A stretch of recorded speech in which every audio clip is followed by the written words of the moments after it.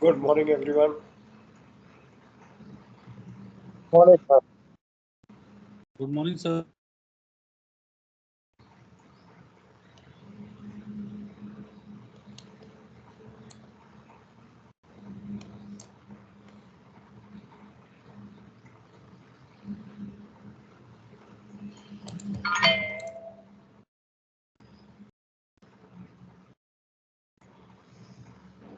I hope I am audible. Yes, sir, loud and clear. Can you hear me? And also confirm that you can see the shared screen so that we can begin.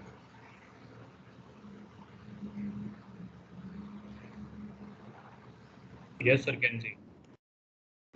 Yes, sir. Okay. Something wrong with my mic.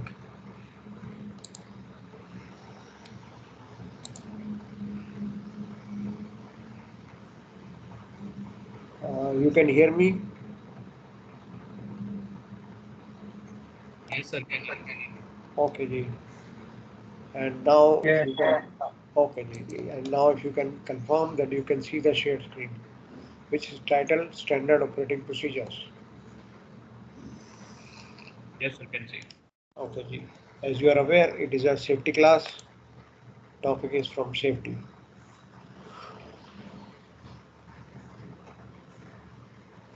So, have you heard of this while sailing? Standard operating procedure? Or maybe you were instrumental in developing one?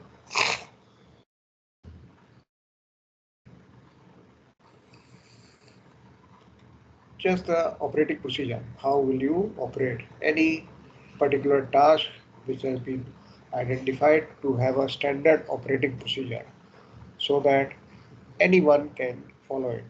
That is the idea. Written instructions, that is SOP, written instructions, and will be a routine and repetitive activity. That is why it is called standard operating procedure, so that no deviation, just follow the procedure and anyone can do the job. That's the objective overview. Obviously, the development and use of SOP is essential for providing successful quality system because everyone is following the same procedure, no deviations.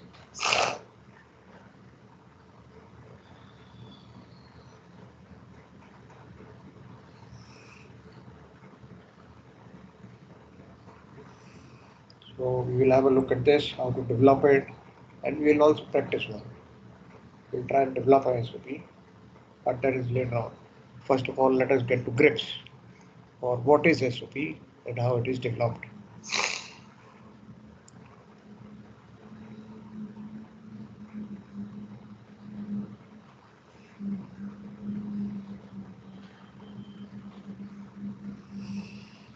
Worksheets can be developed as part of SOP worksheets.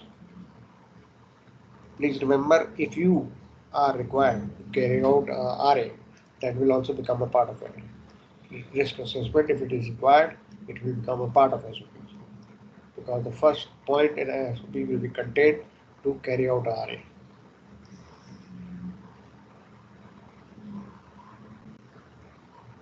So that is how the introduction is, for SOP. Please remember, there is normally one question figures in your IMDG exam with different scenarios. SOP for opening closing holes, that could be one. SOP for conduct of forward mooring stations could be one. SOP for operation of a tanker could be another one, depending on what the examiner has said, but you can almost expect 90% chance that you will have a question on SOP in your exam.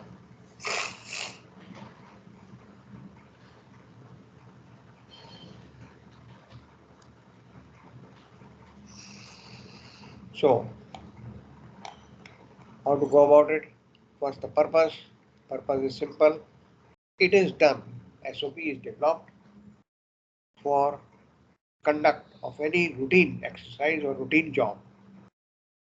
If there is a out of routine job, then it cannot be an SOP, because then that will require customized way of doing the job. But if it is a routine job, like the example I give you, maybe opening closing holds on a bulk carrier is a routine job. For that purpose, you can develop an SOP. It is not something which is coming out of the world. It is being done every day in the sense routine. So you can have an SOP for that. Or maybe conduct of forward anchor station. That is also something which is done over a period of repetition. So you can have a SOP for that also. So regular recurring work will or can have an SOP done. SOP can be developed in the form of a template. Let us say you develop a template for forward anchor stations and name it as D101. D101 stroke 21. So it means it was developed in 2021. The number of the template is 101, and then you can always refer back to it and follow the SOP as given in the developed SOP name titled, just as example, 101 stroke 2021.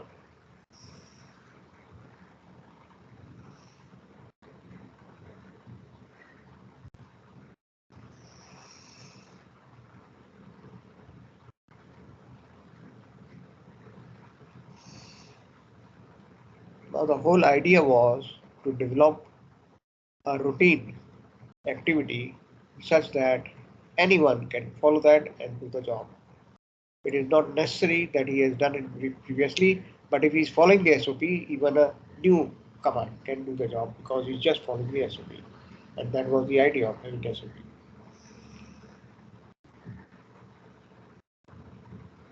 Of course, going along with it, there will be quality control, quality assurance, which will provide compliance with government regulation also.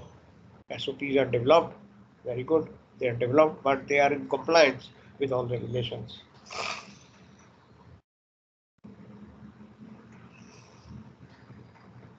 But one thing is definite, SOP is useless or immaterial if it is not followed. It has to be followed, not to fail. So the SOP needs to be reviewed also. It is subjected to evolution. It is subjected to more and more added information which can be added on, and the SOP can be reviewed, revised.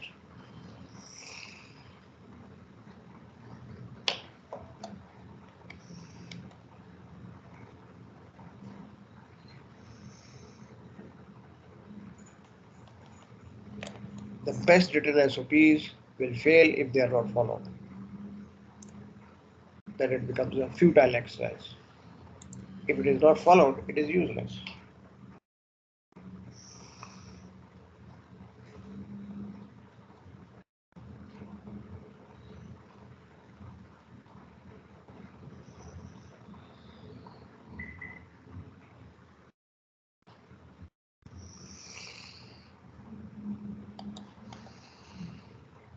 One of the benefits of SOP, minimize variation in the activity, minimize the variation, because people will think and they can have ideas, so they might like to do something differently. But that is the objective, that SOP is putting a stamp that has to be followed, which will minimize variation from it. Since it is being adhered to, therefore no variation. SOP strictly followed means the job will be done correctly because it is a time tested one. Results are there, it has been tried out.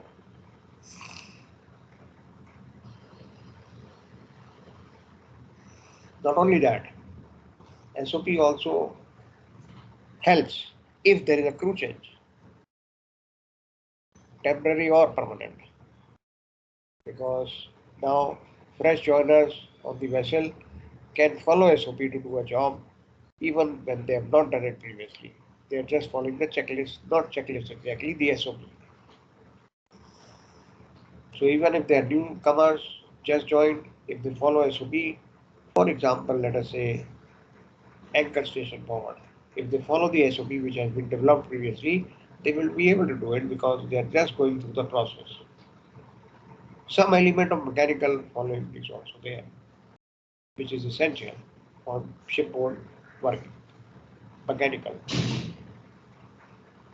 It is not exactly blindfolded, but of course you have to keep your ears and eyes open to make sure that safety is not compromised, but SOP will help you to do the job even if you have not done it previously or if there have been crew changes.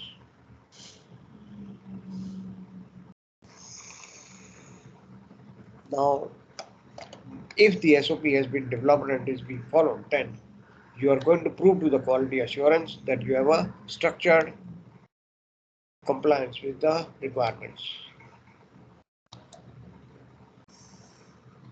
It does minimize opportunities for miscommunication and safety concerns.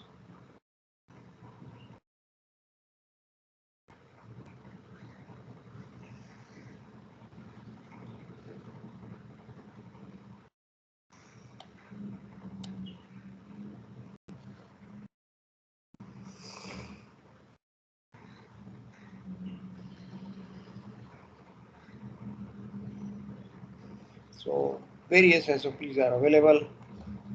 I was surprised you have not said that you have not worked with one. You must have worked with one.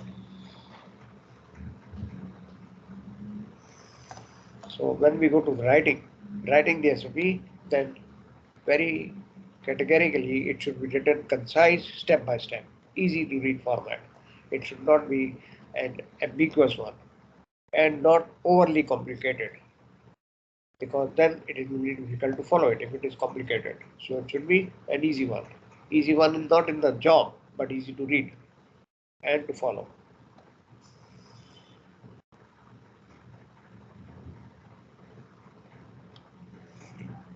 Sir इसके ऊपर question कैसे आता है? SOP के ऊपर question कैसे आता है?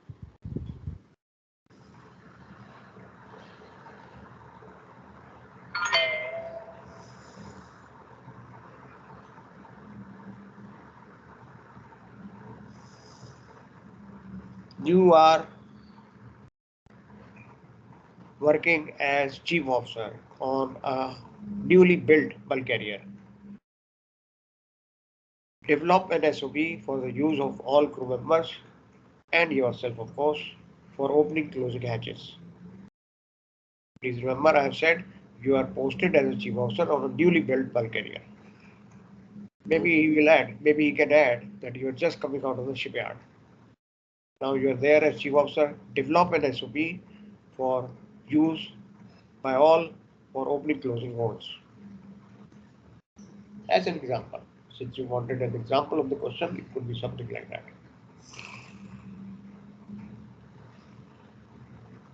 Okay, sir.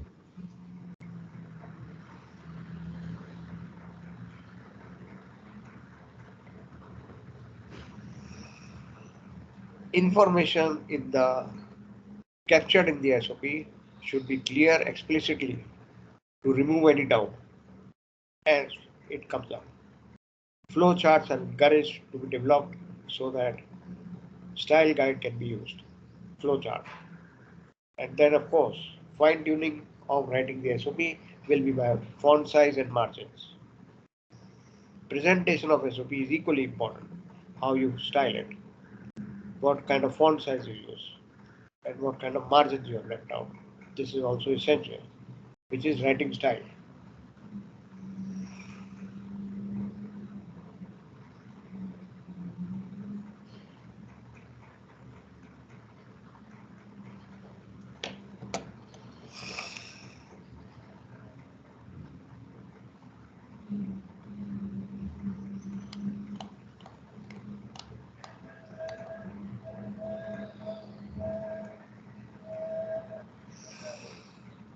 Now, one thing is definite.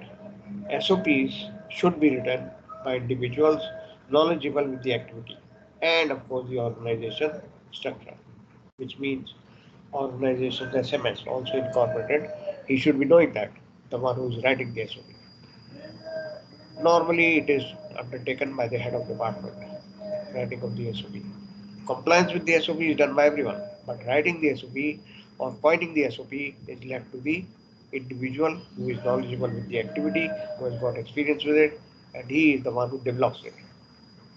I will not say develop, wrong word, excuse me. It is not development of the SOP, it is coining the SOP, writing the SOP. SOP is a continuous process for development. It will keep on evolving. Development will come later, but first of all, writing the SOP, that should be done by individuals who are knowledgeable with the activity undertaken or which is talking about the SOP and familiar with the SMS of the organization. Both things can be incorporated, and then individuals will be subject matter experts who have actually performed the work in past or who actually use the process also. Since we are talking of working on board, teamwork is essential because, as we are all aware, working on board is not an individual thing. I'm not talking about development of SOP. That is okay. That can be done by one person, but following it will be a teamwork. So this has to be kept in mind when you are writing an SOP. Teamwork, team approach.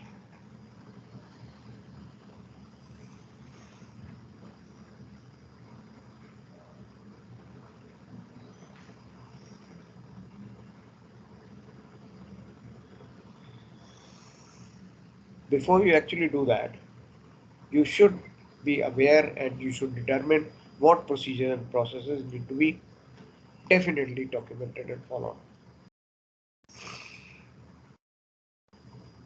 For example, although we are going to do an exercise, but let me say the question we were talking about, somebody wanted an example of the question. So if we are developing an SOP for opening hatches, can you have something to say which has to be an integral part of the SOP?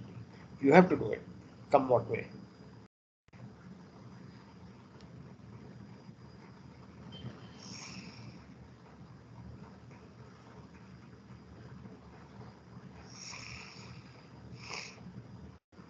Since we have already covered that topic in cargo work, the hatch covers, opening, closing, etc.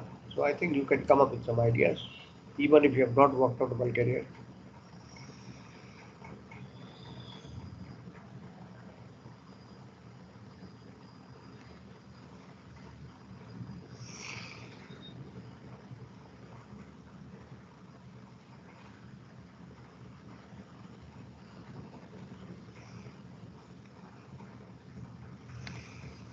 Now the whole idea is that SOP, although it should have a concise approach, but it should contain sufficient detail so that even someone with limited experience or knowledge can use it, successfully use it. That much detail should be there.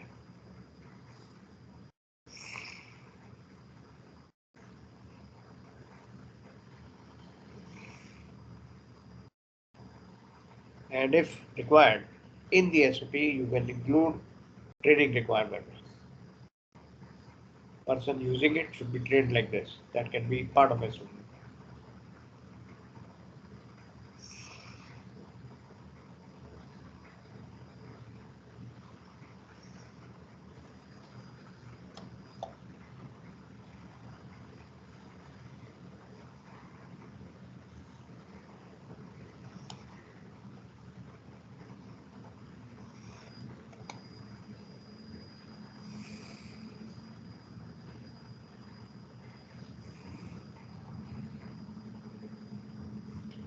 The writing of the SOP should be done or validated by individuals who have appropriate training and experience. But it is very helpful if the drafted SOP is actually tested by individuals who do not have experience. If they can use it, then you are sure that you have drafted a right SOP, that you have correctly written. Follow this point.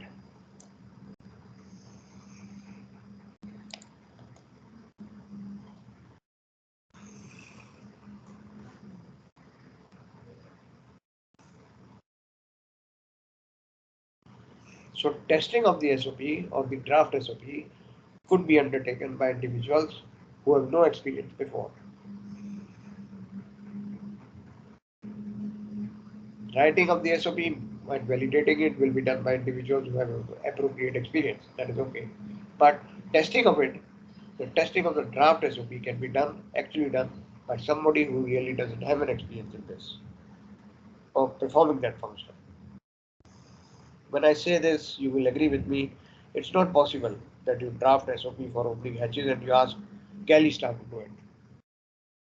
That is not possible. Will be presumed that some kind of experience or knowledge is there with the person who is going to test the draft SOP. Draft SOP I am referring to as the one which has been written by the expert in the field or chief officer, chief engineer, somebody, but the draft SOP has been written, can be tested by somebody who has limited experience. If he can do it, if that person who has limited experience in it can do it, that means your SOP is well written, which means that it has passed the first test. The draft SOP has passed the first test.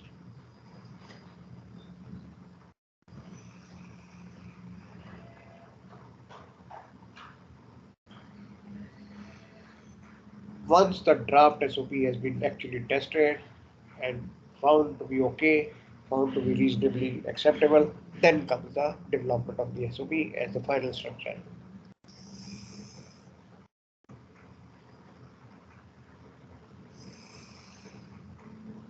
Finalized SOP will be, of course, submitted for quality assurance or quality management so that it can be approved. Obviously, SOP has to be approved, which will be by your quality assurance department.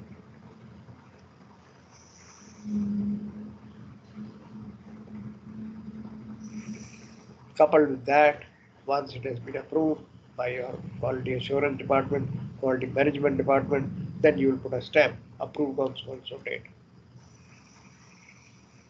And it will carry the word revision 0, RV0. After that, if it is developed further, some changes are caused, then it will carry the word revision 1.0 dated so and so.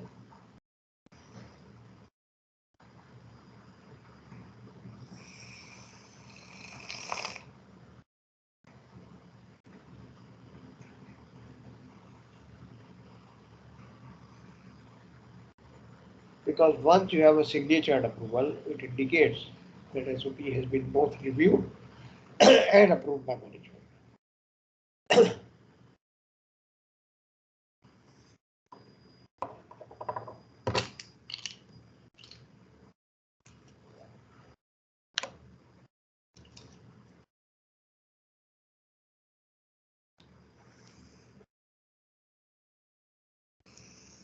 So then comes the issue, how frequently should this be reviewed? What do you say before we start looking at it? Any suggestion? What should be the frequency of revision and review of the SOP?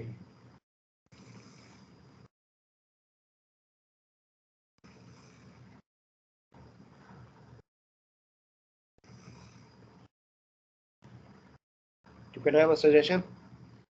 What should be the frequency of revision and review of SOP? Any SOP.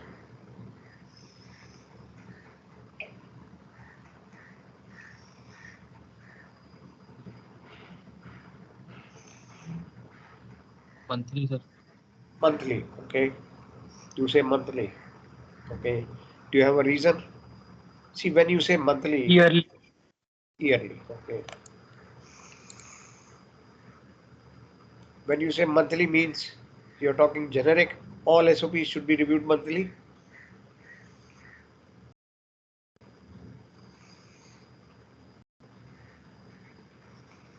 Honey, is that your idea? It's okay if you feel that way, but we should have justification for whatever we are saying. So do you feel that the SOP should be reviewed monthly on a generic basis, irrespective of what kind of SOP it is?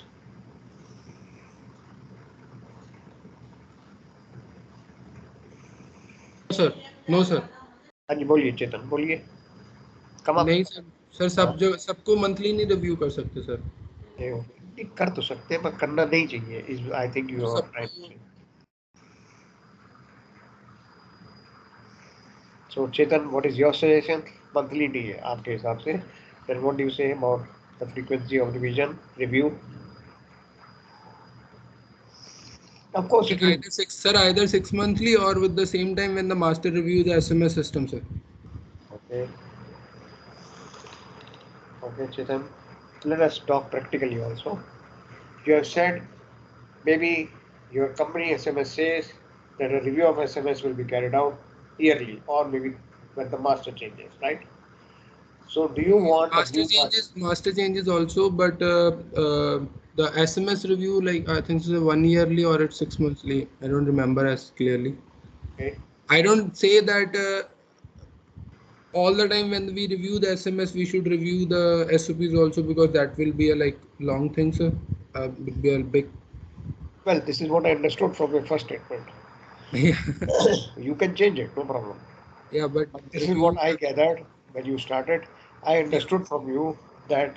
But sir, yeah, monthly, I don't think so. Either Okay. it can be on the like quarterly basis, or I don't know, sir. Okay. Okay. I follow. Anybody else with a different idea? So if we are performing a task, then before that, if we have planned it, so like before If you have, performing. if you have what, Manas? If you are doing what? If we are doing some operation, the operation before the operation we can review, not just one day before. Like if we have already planned it, so 1 week before uh, we can review the SOP for that operation.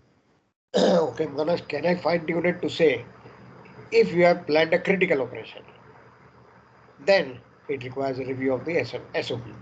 What do you say? See, for example, we have developed an SOP, let us say, for forward anchor station. Now, that will not require a review immediately. But if we are now coming to a conclusion that you are going to conduct a forward anchor station with new joiners, then you got review to be done.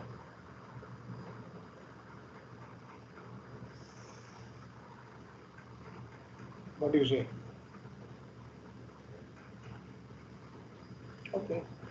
Think about it, because these are type of things which can be addressed. Because it is a theory paper and the variety of questions are numerous. Although the good point is that in the safety paper, you have 7 questions out of which you have to answer only 6. So passing should be okay. And you have to score 75 out of 150 to pass the exam. But questions are so, possible to vary them. Question itself can be varied. For example, as we are talking, a thing came to my mind. Since we are talking of review and revision of SOP, maybe if my examiner wants to understand this one from you, he might put up a question which says, your vessel, you are working as chief officer on board a vessel which has carried out a major crew change in this port. Enumerate the SOPs which will be required to be reviewed prior to any job being undertaken. Question ban gaya. Now you have to think what kind of SOPs will require a immediate review or revision because you have a major crew change which has been done in this port.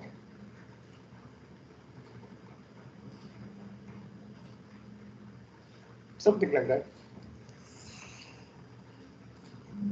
I'm very sure you are getting my point.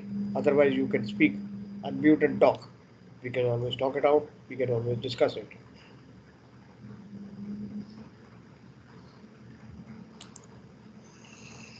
So, SOPs remain to be useful and should be currently useful. So, any procedure which is being changed, the SOP should be reviewed. If necessary, modify only the pertinent section of the SOP, not the full thing, but just the section which requires to be reviewed. You can modify that. But after you have done that, then it is important to see and understand that you will not indicate the change date revision number in that section for document control.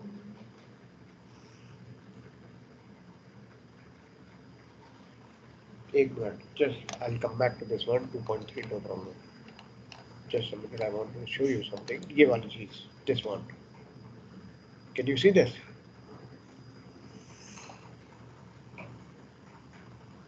this should be contained in the title page or on the page on which you are carrying out a review.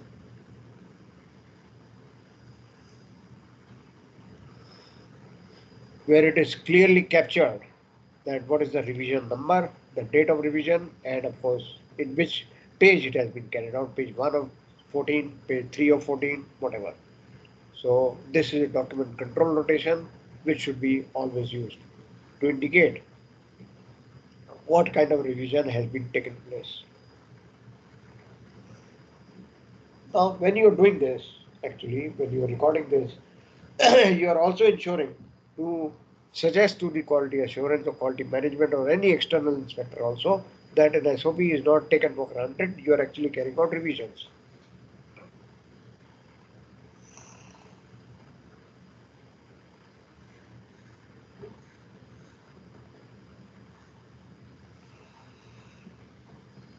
Okay.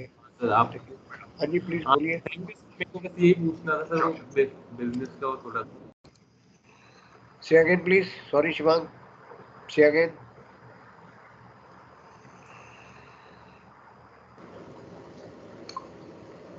Nothing sir. Okay, okay. अभी कुछ बोल रहे थे ना तुम? I don't know. Anyway, you can speak out again, no problem. But this point you have followed, the stamp for the revision, it is a very, very important point. This should be captured. In fact, all control documents carry this. Whether it is quality management, whether it is SMS, whether it always carries this. That this is the time when the revision took place. But even if you are not doing it for any critical operation, even if you are not doing it for any crew change, etc., broadly speaking, you must carry out a systematic review of SOPs every 1 to 2 years to ensure that policies and procedures remain currently effective.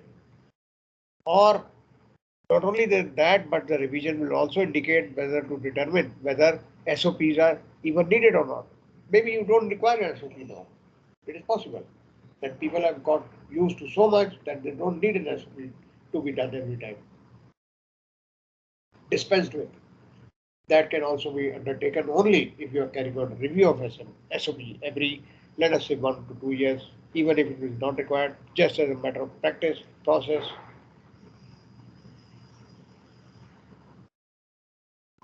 If it is very little chance, but if there is an SOP which is no longer required, it should be withdrawn and archived.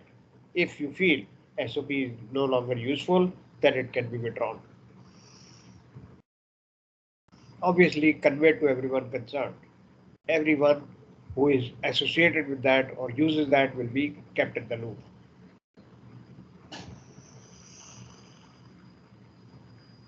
So I feel SOP review or revision will be customized on the kind of SOP we are talking about.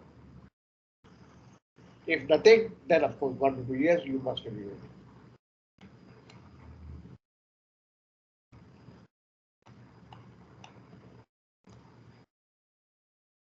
Now there are various checklists you use. Yes, you use various checklists on board also. Now, sir ये आपने किसने बताया थे कौन approve करता है SOP को? SOP को कौन approve करता है? Okay. Yes, sir. As far as on board is concerned, let us say you have developed an SOP, as chief officer or chief engineer has developed an SOP, then of course on board approval will be by master. But having said that, it is also essential that you convey this to your quality assurance department, assure quality management. They are the final say. They have the final say. Let us say you have developed a new SOP. So on board you have developed the SOP, you submit it to master, he is approved it. Then he will forward it to the quality assurance for further approval, which means it will get documented. And then later on it becomes part of SMS because quality assurance has incorporated it.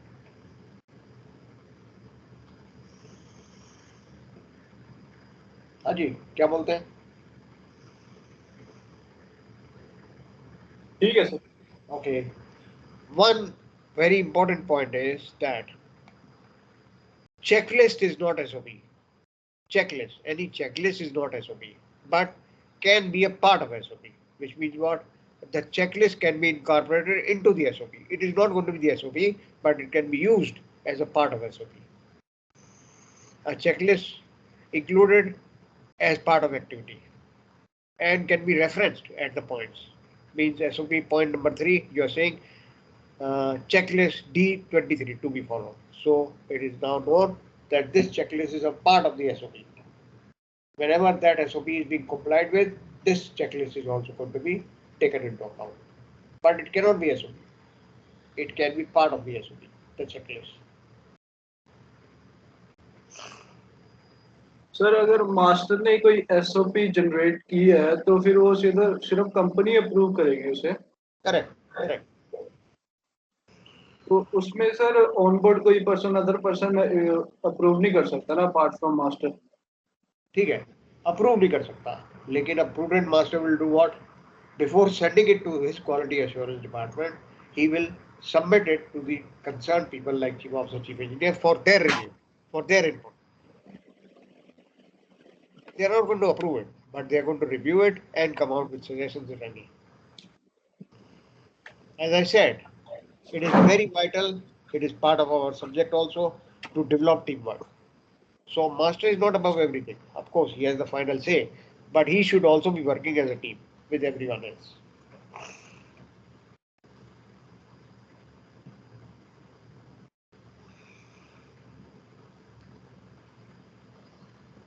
Now, when you have integrated a checklist with SOP, then it should be maintained in the file of the SOP.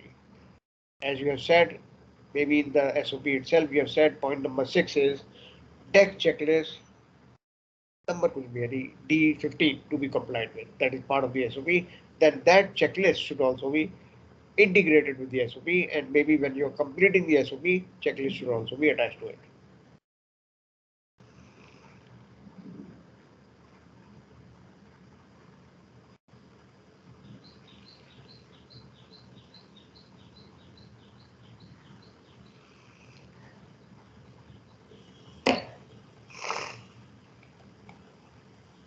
Document control we have seen. Numbering system is there to identify SOPs, numbering system. And there will be a short title and identification, which will become the reference point. But definitely the revision number and date should be there to identify historical data.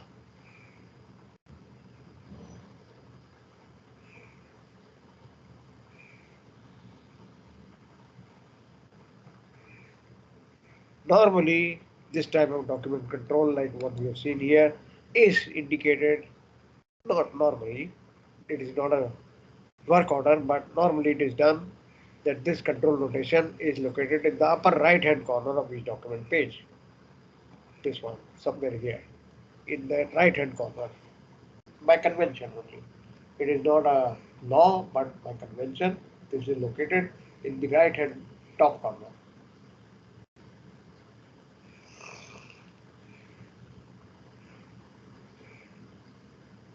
And of course, this has to be maintained as a list in a file so that you can review it also, and so that you can present it to the quality assurance or maybe external inspection also. How can it figure for a inspection, external inspection? That are you following the SOP? Where will it figure?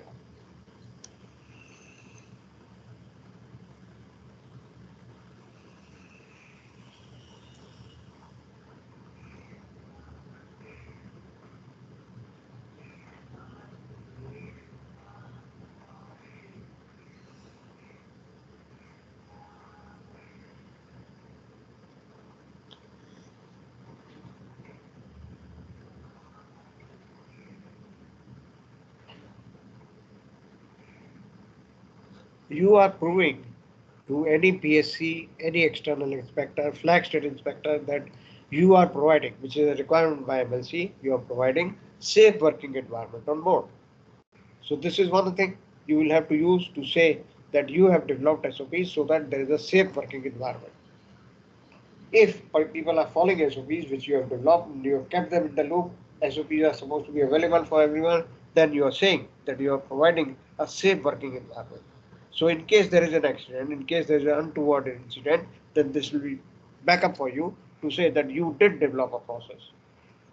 Unfortunately, the process was missed out by this particular person, so of course the accident took place. But you have kept a process in place, then you are justifying how you are providing a safe working environment. Health and safety occupation. Occupational safety is a title of MLC.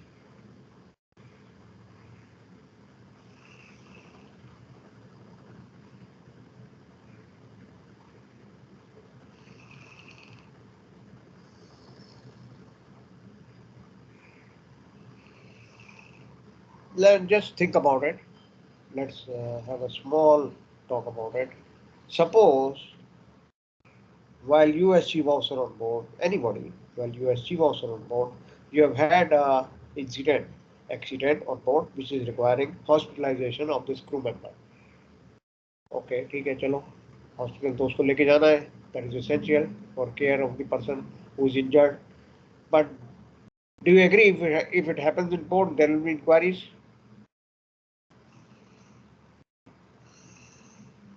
Hospitalization of an injured crew member with you as chief officer on board.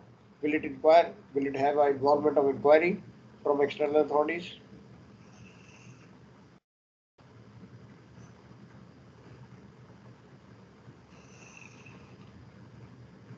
If you ask me, such an incident is a clear invitation to PSC.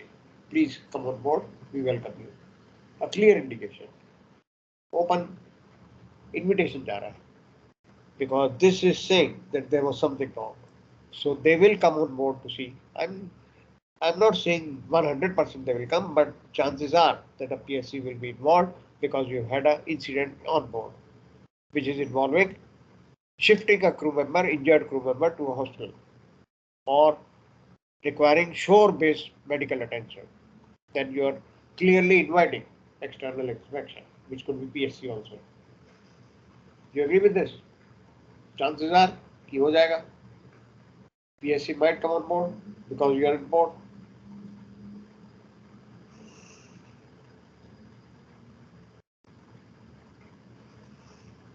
Yes, sir. Right? So, okay, chalo, since you agree कि हाँ possible है, it is only possible. We are not saying 100% you will get involved with PSC, but chances are there. तो अब मुझे बताओ कि जब ये PSC आएगा, आ गया, चलो आ गया, we assume कि आ गया. What is going to be his issue regarding this person got injured? What is the first thing he's going to ask you? And let us, because we are sitting in the chief med class, tech side, so let us say the injured person was hurt on deck, injured on deck, fatally injured, so much so that he had to be shifted to a hospital for shore-based medical attention. So he's going to interact with you as chief officer, head of department. Yes, sir. Okay. पहली चीज वो आपसे क्या जानना चाहेगा? First thing, what he would like to see? Risk assessment. Yes, risk assessment. Did you carry out RA for this job before you assigned it to him? That is the first thing you would like to see. Then, suppose RA is falling in place. RA हुआ था. Then next. Was he wearing the PPE? Okay. PPE, personal protective equipment. And then Toolbox meeting. toolbox. Checklist followed. If it requires some special permit, where is that permit? If that work require a permit? Okay. बिल्कुल सही है. So the procedure followed was as per SMS or not? Okay. Just a minute now, since you have come to that. If you agree with me, whatever points we have raised now, whatever points we have made now, RA, PPE, procedure to be followed, this can be part of SOP. Yes, sir. So, in short, he would like to see where is your SOP for this job. Now, if you have an SOP being adhered to, being followed, then you are on the safer side. At least you are saying that you did have a procedure in place. वो क्यों टूट गया वो फिर बाद में होगी बात, लेकिन at least you have a procedure in place. I'm just trying to come to a conclusion with you how this becomes important. Coupled with that, if you can show him a file which contains all the master list of SOPs, master list, you are proving that you do have a safe working environment on board. Of course, accidents do happen. So this one also has happened, but you are trying to show and prove that you do have a documented procedure on board for which you are trying to maintain occupational health and safety.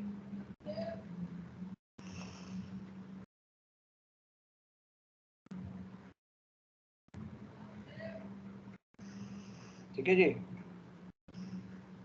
So this is not something which we can ignore. We should take a lot of interest and be very careful about it.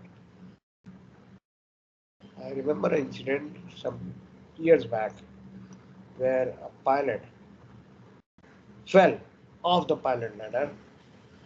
1 minute, not the pilot ladder. A stevedore fell off the gangway and was seriously hurt when he fell off the wharf.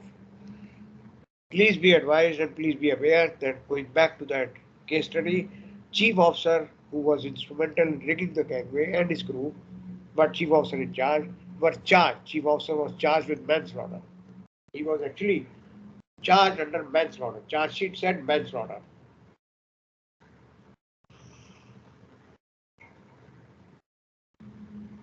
Negligent, death by negligence, and charged with so and so section of that particular port and that country law under manslaughter. Such is the seriousness of the whole thing.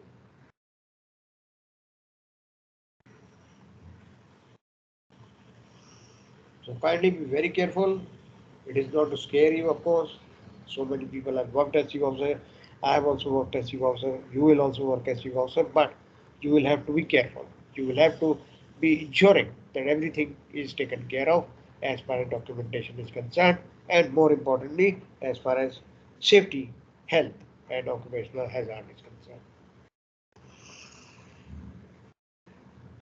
I'm surprised if phase one may MLC क्यों नहीं है? Why is MLC not included? I think you have studied in second bits, certain part of MLC. Maritime Labour Convention. Yes, sir. Yeah. It should be there in phase. It is there in phase 2. Let me assure you, as a subject, as a subject, it is there in phase 2. Law के अंदर आता है. But I think it should be there in phase 1 also. After all, you are there working on board. How can you miss out on things like that? अब इसका कोई इलाज ही नहीं है. वो सिलेबस है, वो सिलेबस है. ठीक है. Second mate आपने कर लिया.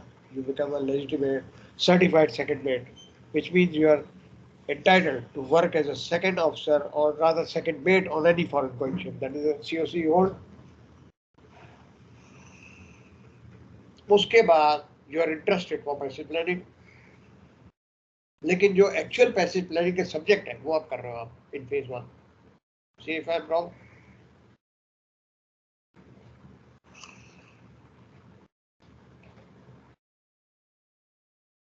सर एक्चुअल सब्जेक्ट मतलब सर? सॉरी, एक्चुअल सब्जेक्ट मतलब सर? नहीं, मैं ये कह रहा हूँ कि जब आपने सेकंड मिड पास किया, कर ही लिया, तभी तो आप फेज 1 में बैठे हो, तो आपके COC के ऊपर क्या लिखा हुआ है? Certified competent to work as second mate on any foreign going vessel, right? Yes, sir. Presuming that this is the certificate you are holding, you will get back on board. You have gone back on board, and some of you who are sitting here must have worked as second officer also. Yes, sir. Okay. Now, as second officer, are you not assigned the job conventionally to passage plan, to do the planning of the passage?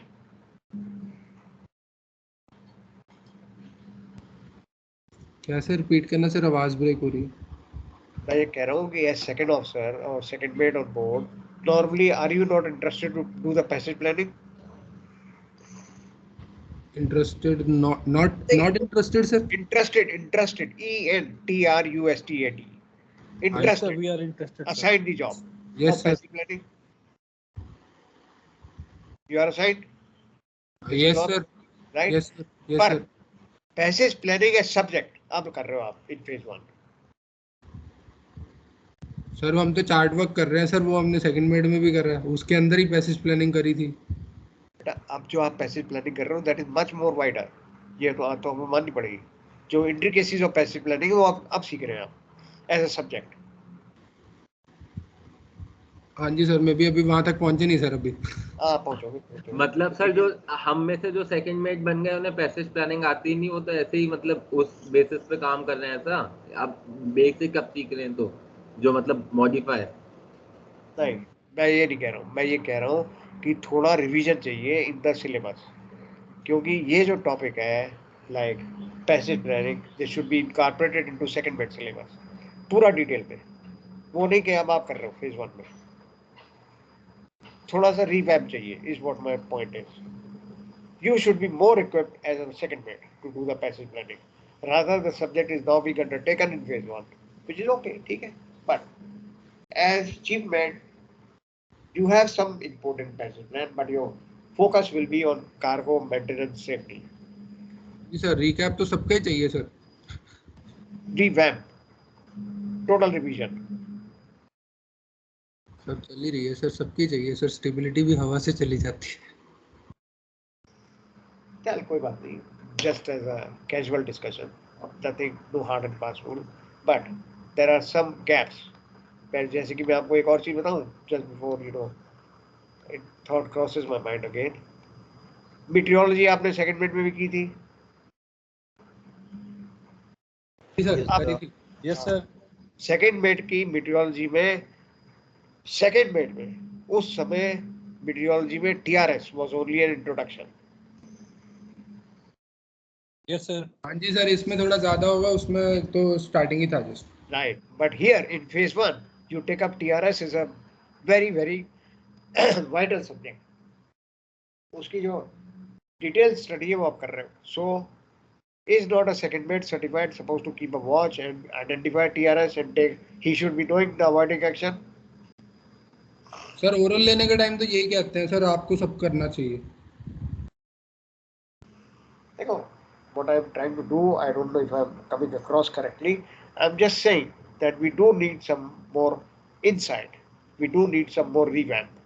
थोड़ा revision चाहिए हमें, ताकि हम लोग sir revision तो हमको सारे subjects का चाहिए। Revision of the syllabus itself. सही बात है सर। चलो कोई बात नहीं, ये तो देखो हमारे बस में नहीं है, neither you nor me, it will remain like this. तो अभी जो है उसको पकड़ते हैं दोबारा, लेट्स गेट बैक। बहुत हमने बात कर ली इधर उधर की। माई मीन टू से one thing you must understand is that this SOP is important for the reasons of law also, because you can get into trouble if you have not had a SOP done and somebody meets with an accident. Then you can be questioned. There have been instances like this. So, general format of the SOP will go like this. You may note it down if you want. SOP general format. Easy, efficient to be used, easy and efficiently be used. मतलब easy हो, in correct format, but this will be, the first thing. Format should be an easy one, not unnecessarily overly complicated. Mostly it is encouraged to write an SOP in flowchart, एक के बाद एक step. Then, firstly, you should have a title page, which will give you an indication of what the SOP is talking about. Title page. It will define a title, which will identify the activity of SOP.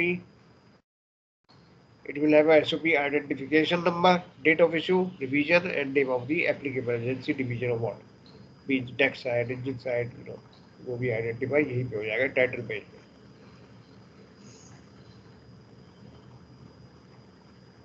Going further, you should have a table of contents. Yes, of course, table of contents, which is useful to identify for quick reference. And then the text. of the SOP. चलो बात करते हैं इसकी. We may have a small break. We come back and resume. Right? We will meet again at 12:45. Have a nice Kit Kat and coffee, and we meet again. Okay?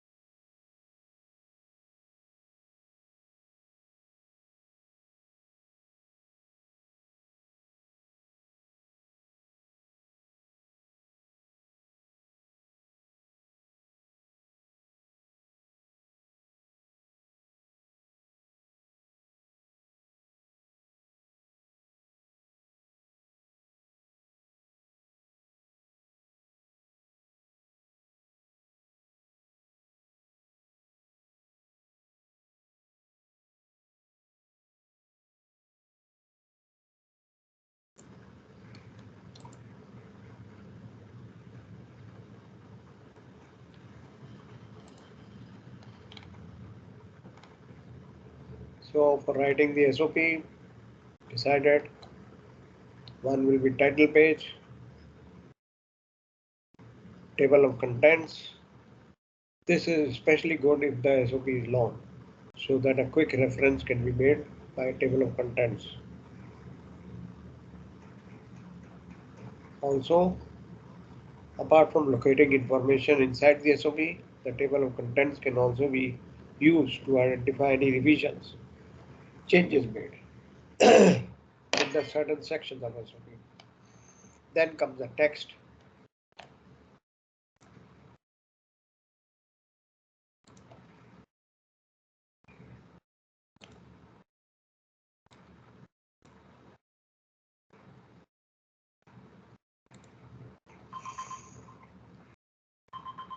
Text will of course contain the purpose, the work process itself. Text will also define any specialized, unusual terms which may be used here or appropriate discussion. That will be text. Sequential procedures to be followed, and the text will also contain significant sections of possible interferences. Any interferences which are apprehended may be possible, can spring up equipment needed, personnel, that is people working, qualification, safety consideration.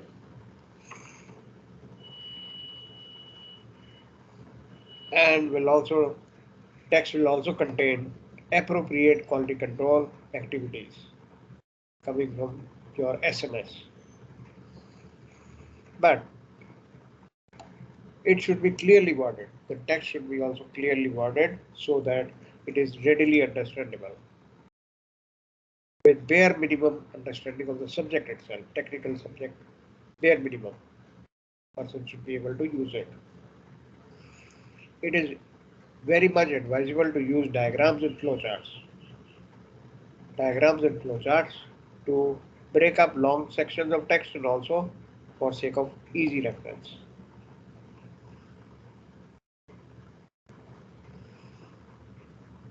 It is possible that SOP may refer another SOP, which can be included, say other SOP as a copy or reference to be made for SOP so and so.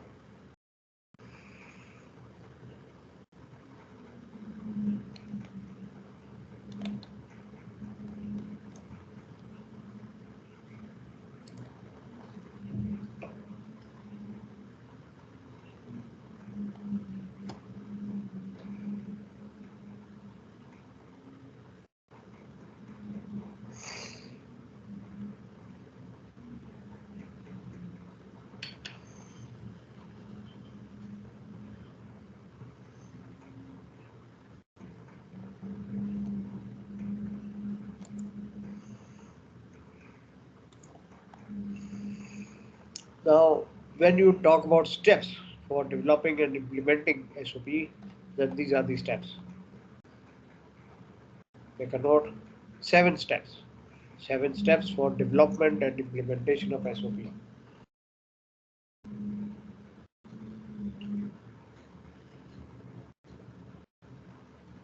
Planning.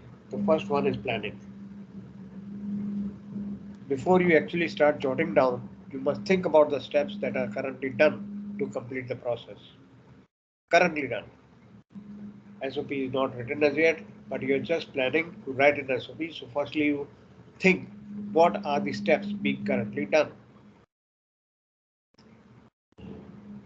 How is it done? Why is it done that way? These are some questions you ask yourself as you start jotting down the SOP.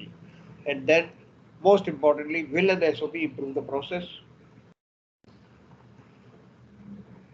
Very important.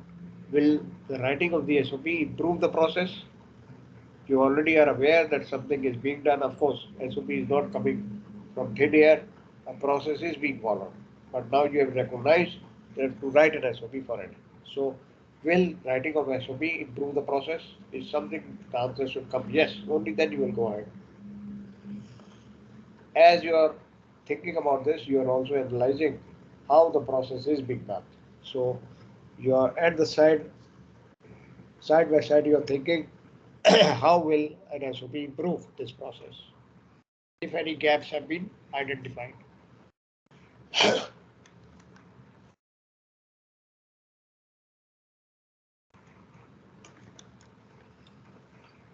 After having done the planning, the first draft can be made out.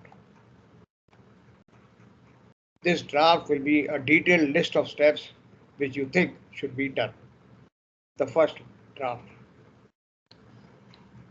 So after planning, next step will be draft, first draft.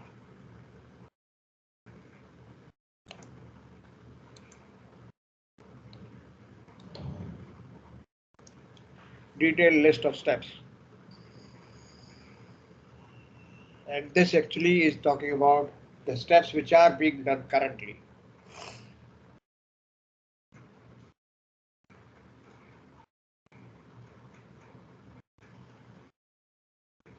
The third step or the third sequence action will be to develop an internal review, which means you now circulate the first draft. First draft you have made here, circulate the first draft among your workers who will perform the procedure. Give them the first draft, ask them to revise the procedure if necessary, and give input. Also make sure that they understand that this is only the first draft, it is liable to change depending on their review and their inputs.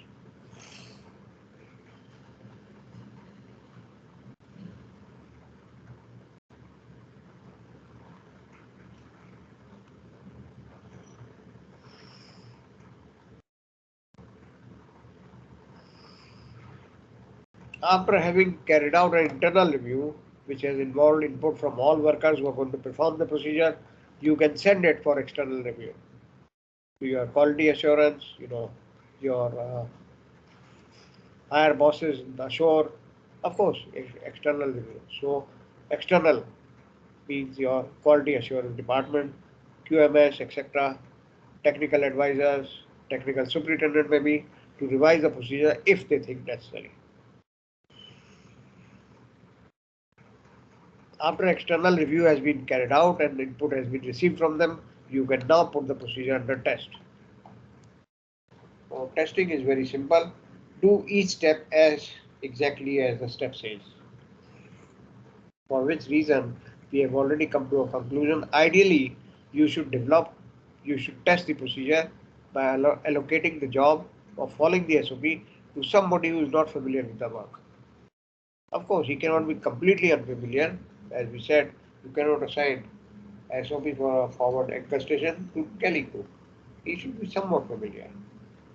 But then you ask him to follow the steps of the SOP to test it. If he can do it, then it means that the procedure has been correctly developed. Or as he is doing it, you can also revise it. Having identified the gaps which you can see are coming up, you can revise the procedure because you are only in the first draft.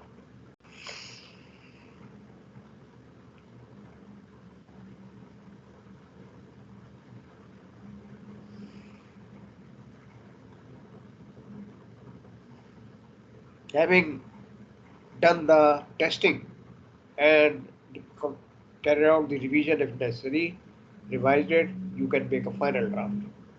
You can make a final draft of the procedure, SOP itself, and post it in the workplace. After the final draft has been made, post it in the workplace, get it done, organize a meeting if it is a critical operation which you have recognized, and then you can also discuss this final draft and procedure in the safety committee meeting so that everyone concerned is on the same level playing field. They are aware what is the new procedure being involved as a SOP.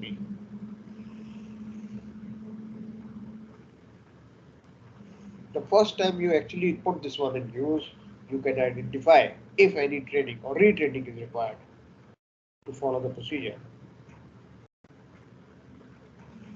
Accordingly, you can go back to testing.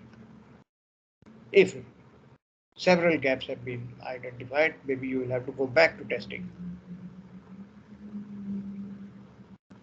When it actually calls for writing SOP, firstly involve workers. People always support. By human psychology, people support what they create, what they help to create rather. So involve them, involve all the workers, involve all the crew members, involve all your teamwork. They will support what they help to create. That is normal human psychology. So they will feel involved and they will support what they are helping to create.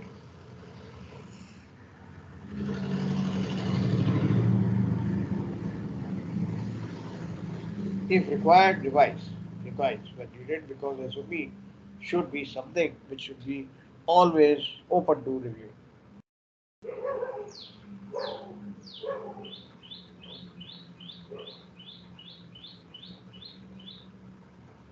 Clear, simple language should be used to be very sure that nothing is being missed out by anybody who is not familiar with the technical language. So use simple language. Of course, some terms will be used which have to be used, but language should be clear and simple. Once a final draft has been made, tested, approved, then post the SOP in workplace. To protect it, you may use plastic sheet protectors so that the SOP is laminated maybe, and preferably they should be posted or laminated at a place where you carry out a toolbox meeting so that you can always refer to it and people are aware what is required of them. So at the side of the toolbox meeting, which could be anything, maybe a ship's office, maybe the carpenter store, wherever you think you're carrying out a toolbox meeting, get that SOP laminated at this place.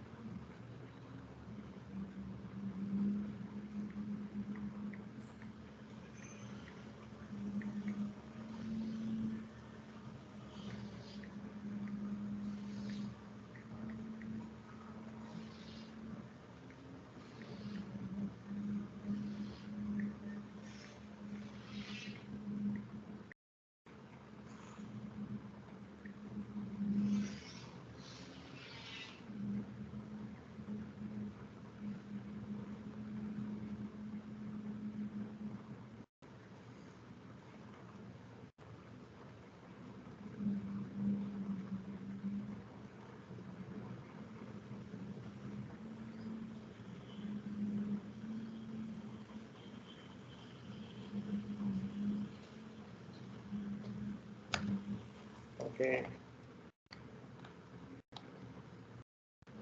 So this was about 7 steps that you need to take, develop, implement SOP. I hope you have had a small note for this because you will need it.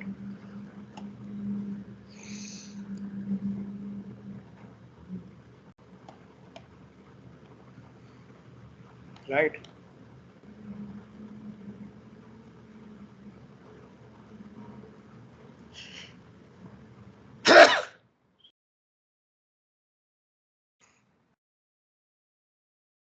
Okay. Now, one more thing I'll talk to you about. What are the reasons? At least 3 reasons why we have standard operating procedure or why we should have a standard operating procedure. 3 reasons. We have talked about it. This is only just assimilating. First is to mitigate risk. Lower the risk.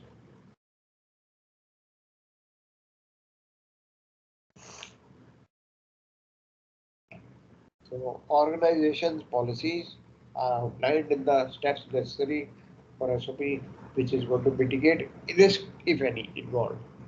It becomes a quick reference guide for daily in and out operations and performing necessary functions.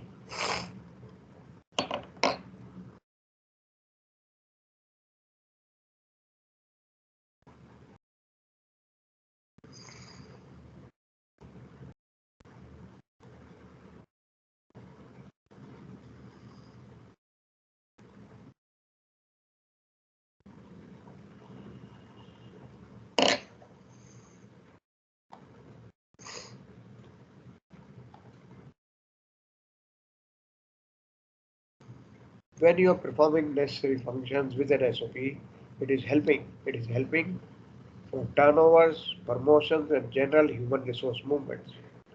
It is developing that. Turnover can be increased. Turnover means the time taken to do a job can be improvised because you're following a set guideline. It will not waste time. Workers will not waste time in finding out what steps they should take. They are under a clear understanding that will increase faster turnover or better productivity rate. Human resources is also managed like this because nothing is getting wasted. SOP is clearly underlying what is a person is supposed to do and other they're supposed to do.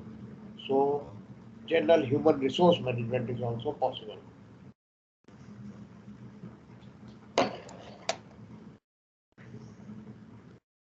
Risk is reduced by employee knowledge and procedures.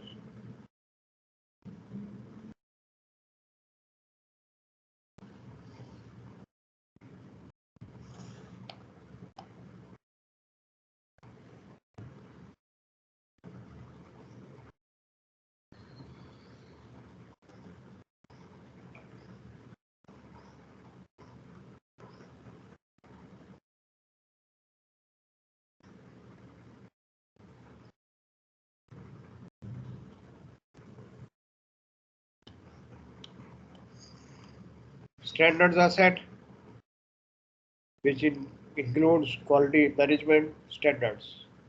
So this helps to do a job in a perfectly level playing field. All employees on a level playing field, they have a common knowledge of how to act in a given scenario. If this is not given, then the role could be ambiguous because each employee might think in a different way. If he's not having a SOP to go by, he might act in a different way. What he thinks is correct. He's not doing it on purpose, but he will act in a way what he thinks is proper, depending on his limited knowledge of the situation, his limited exposure to the scenario or the work. So by having an SOP, you're putting all the employees on a level playing field and no ambiguity because everyone is going to follow a simple step-by-step procedure.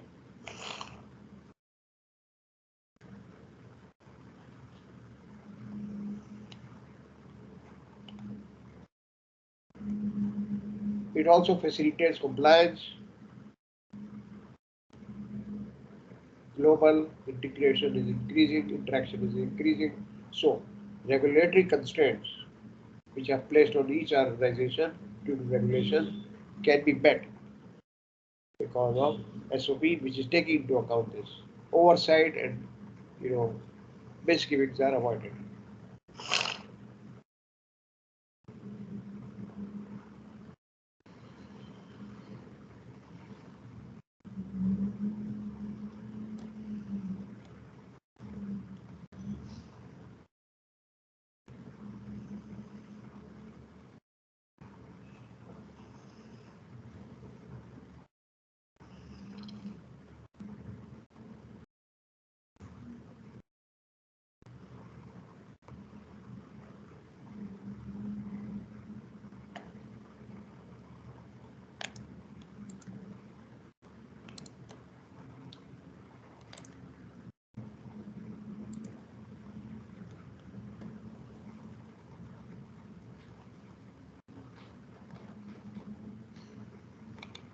So much is the emphasis on SOPs nowadays that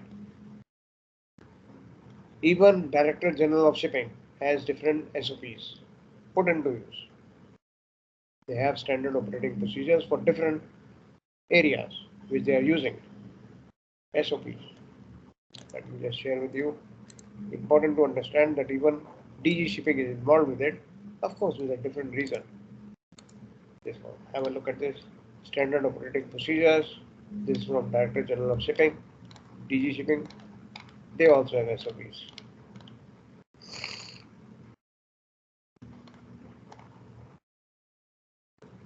Right?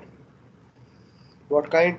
Just as a quick reference, we are not involved with it. We are not going to have a exam point of view for this, but this was thought of me to stress the need of SOP, which even our big boss DG shipping is involved. Just look at the examples which are there. Standard operating procedure for renewal, registration of LSF service station, audit of bunker supply. Standard operating procedure for IGF COP. Standard operating procedure for MMDs.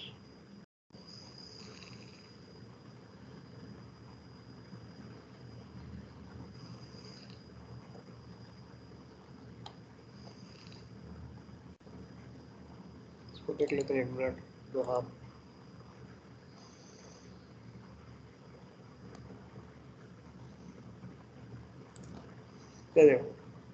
Standard operating procedure by Director General of Shipping for Mercantile Marine Department (MMD).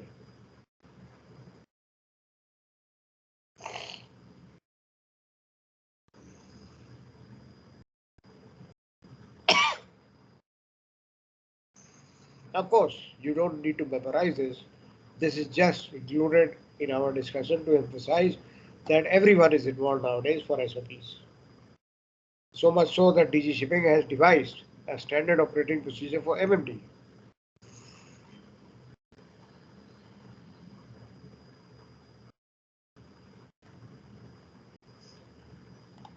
Right? And various matters are there.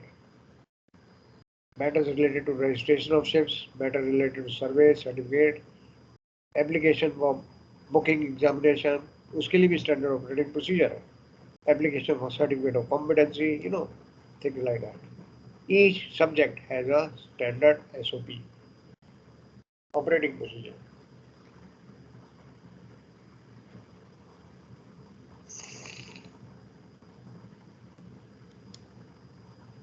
And of course, they are under review. They are not going to remain like this. They keep changing. You get circulars for so and so change, but there is a SOP. Just as an example, maybe only for reference, we can look at this booking examination. Let us see. Yeah,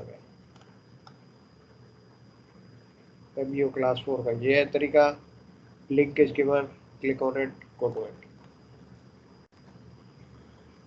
Second mate, chief mate, and ASM examination. Again, they got a link for this.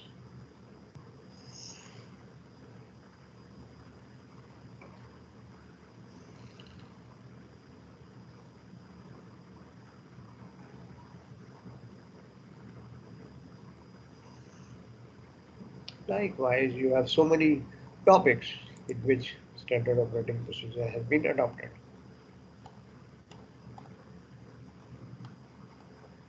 Crew branch there, naval arc wing is there, nautical wing is there.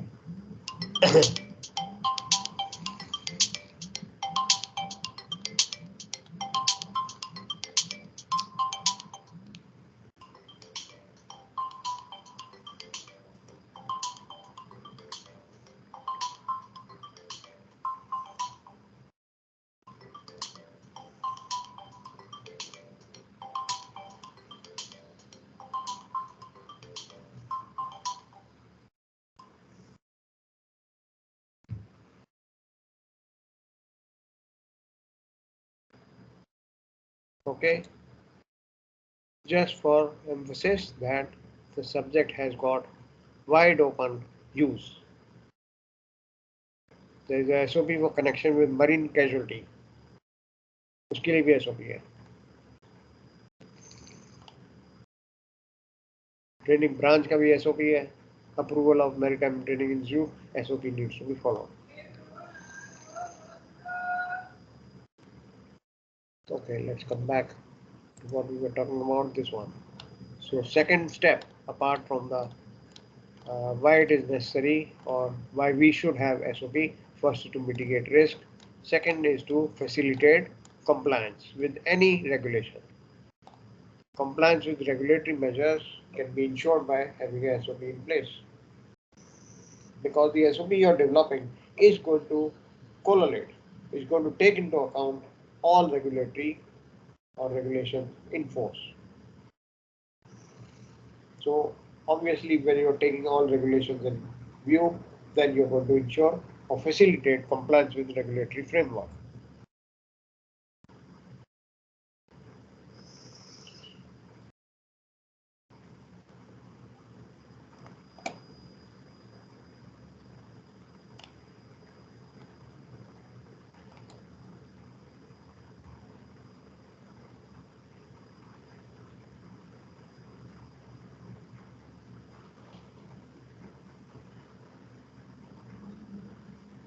See, boundaries are underlined, everything is laid out. So, individual far-sightedness for progress, for transparency is maintained.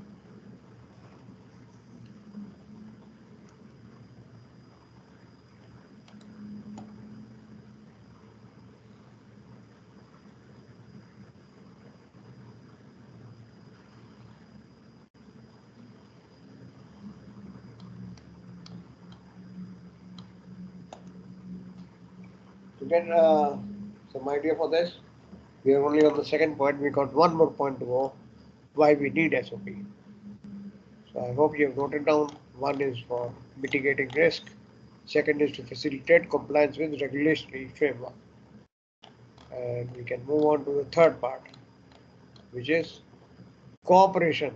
Corporate cohesion means inside the teamwork there is cohesion because everybody is playing on the same field. So there will be corporate cohesion. Each one is not playing a different role. It's a teamwork which will ensure compliance with the SOP for corporate cohesion means everyone is joined together and therefore it becomes the backbone. SOP becomes the backbone of the organizational personality.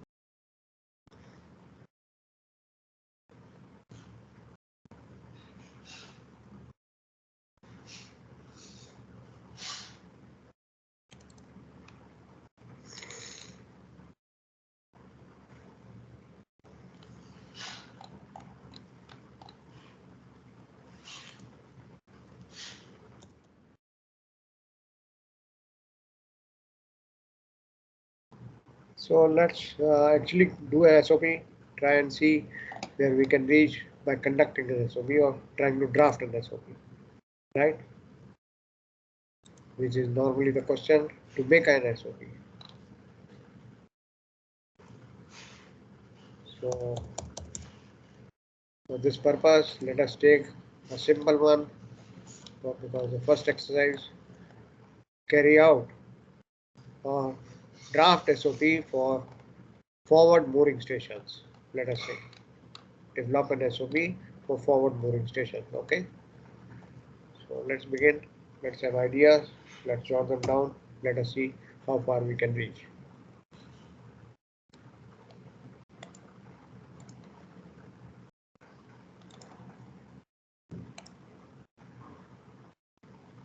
So what could be the first point?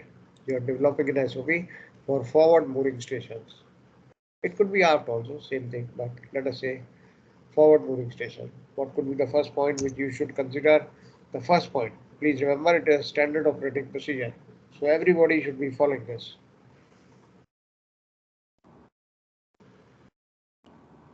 Toolbox meeting.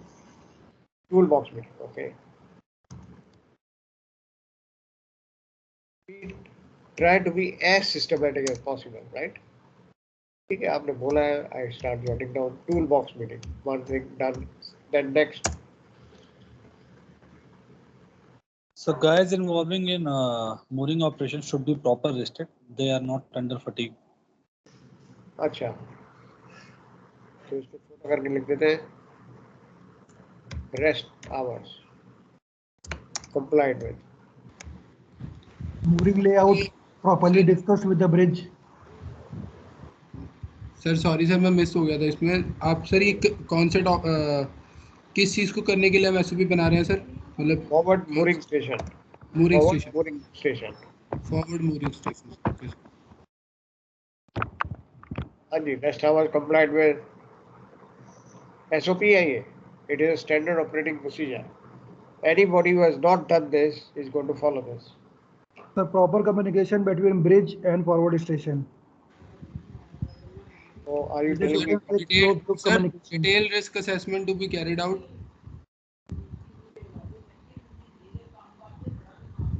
Did you see the share screen? Yes sir. So detailed risk assessment to be carried out. 1 minute. You have made a very important point. Just a minute. That should be actually the foremost point. Yes sir. The first detailed risk assessment. Second sir, the PP chart should be referred and all crew members should wear the appropriate PPE sir.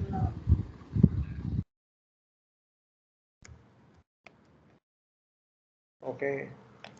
Sir, PP sir, PP appropriate Okay. PP sir. Okay. PPE.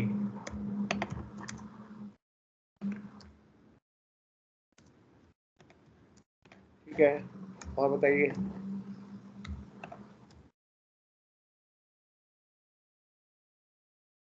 So lighting should be adequate, proper lighting.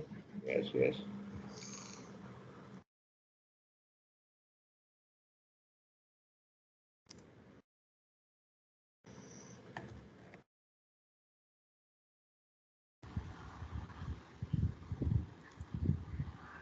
Sir, the mooring pinches should have a power supply from engine room. The generator should be on load and before starting the hydraulic pump should be this sir mooring winches should be moving a little bit for the liquid cheering up. test of mooring which is okay. Yes sir, you can say sir, testing of mooring winches sir. Okay और बताइए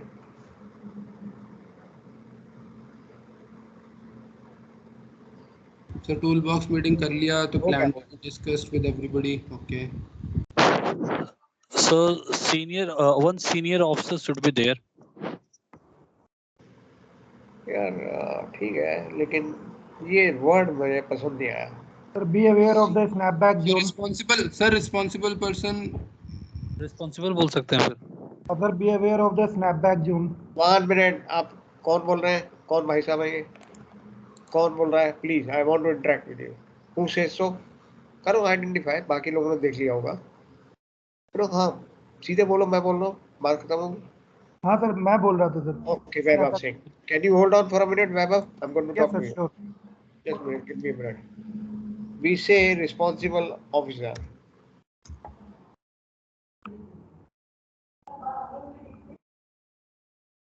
Who supervise,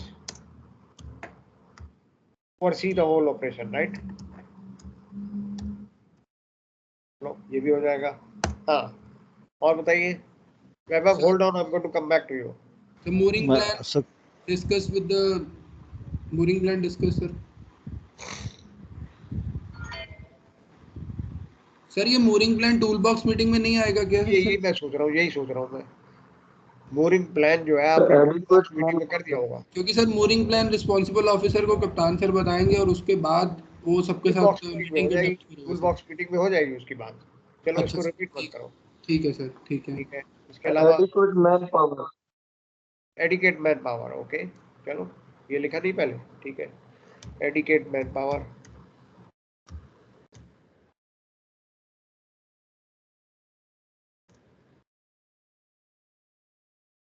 और बताइए.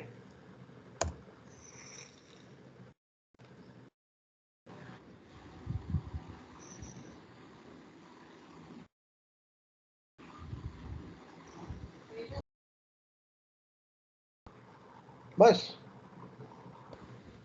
Let us से 25 number का सवाल है या 15 number का. थोड़ा और दिमाग लगाइए. कितने पॉइंट आएंगे? बस 8-9 point for tool box for SOP of boring station. and sir, हाँ, language should be English or any language should be there which could be understand by everyone, not ये in रहा, the local language. ये रहा, ये देखिए. Working language. Each vessel will have its own specified working language. Sir SOP for mooring station sir, इसमें sir फिर वो भी हो सकता है कि ensure the wire ropes are in good, जो अगर वायर रोप्स या mooring ropes है कि ensure they are in good condition, initially check करना चाहिए सर हमें हाँ, कि there should be no loose ends. Sir जो उसके मंडल शैकल है वो प्रॉपर लगे होने चाहिए. and ये I सब. say condition yes sir. of mooring ropes. mooring ropes yes sir. बोल सकते हैं ना, condition. This should be part of standard operating procedure. The condition of rat guards and this mooring socks. तो फिर ये भी हो जाएगा कि this giving line and messenger line would be ready at.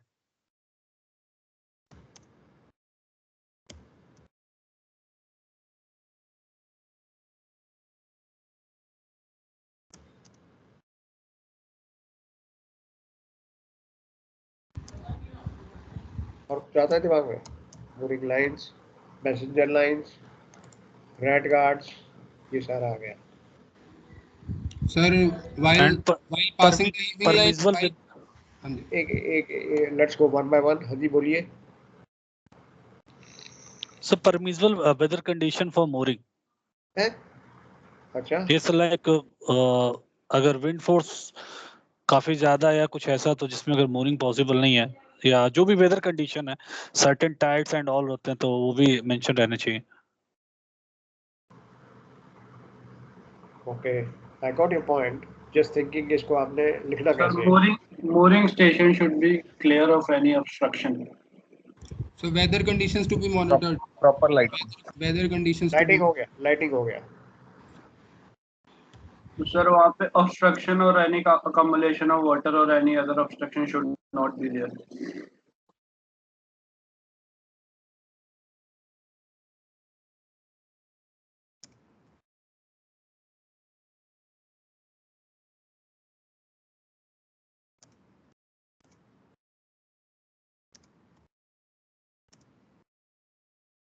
इसे चलेगा.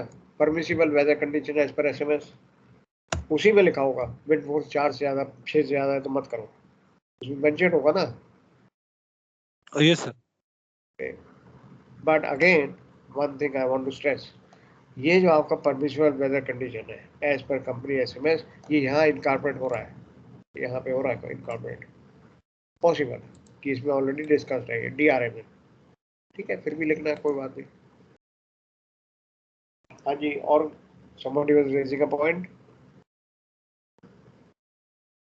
Long way to go. सिर्फ 11 पॉइंट आए हैं. Work area Sir, to be area clear should not of be slippery. all हाँ जी, slip facades.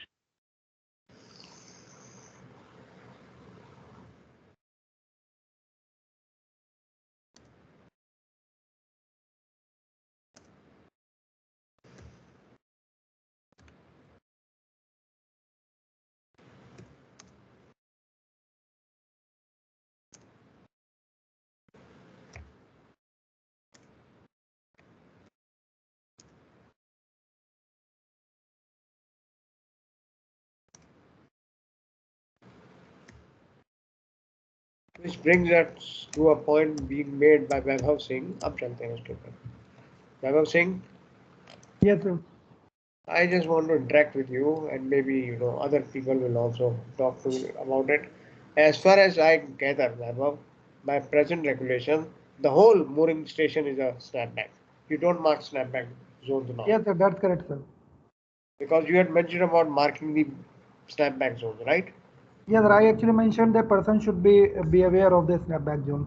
But now actually it's all The the whole full station itself, the full Yes. area Yes. is termed as snapback zone.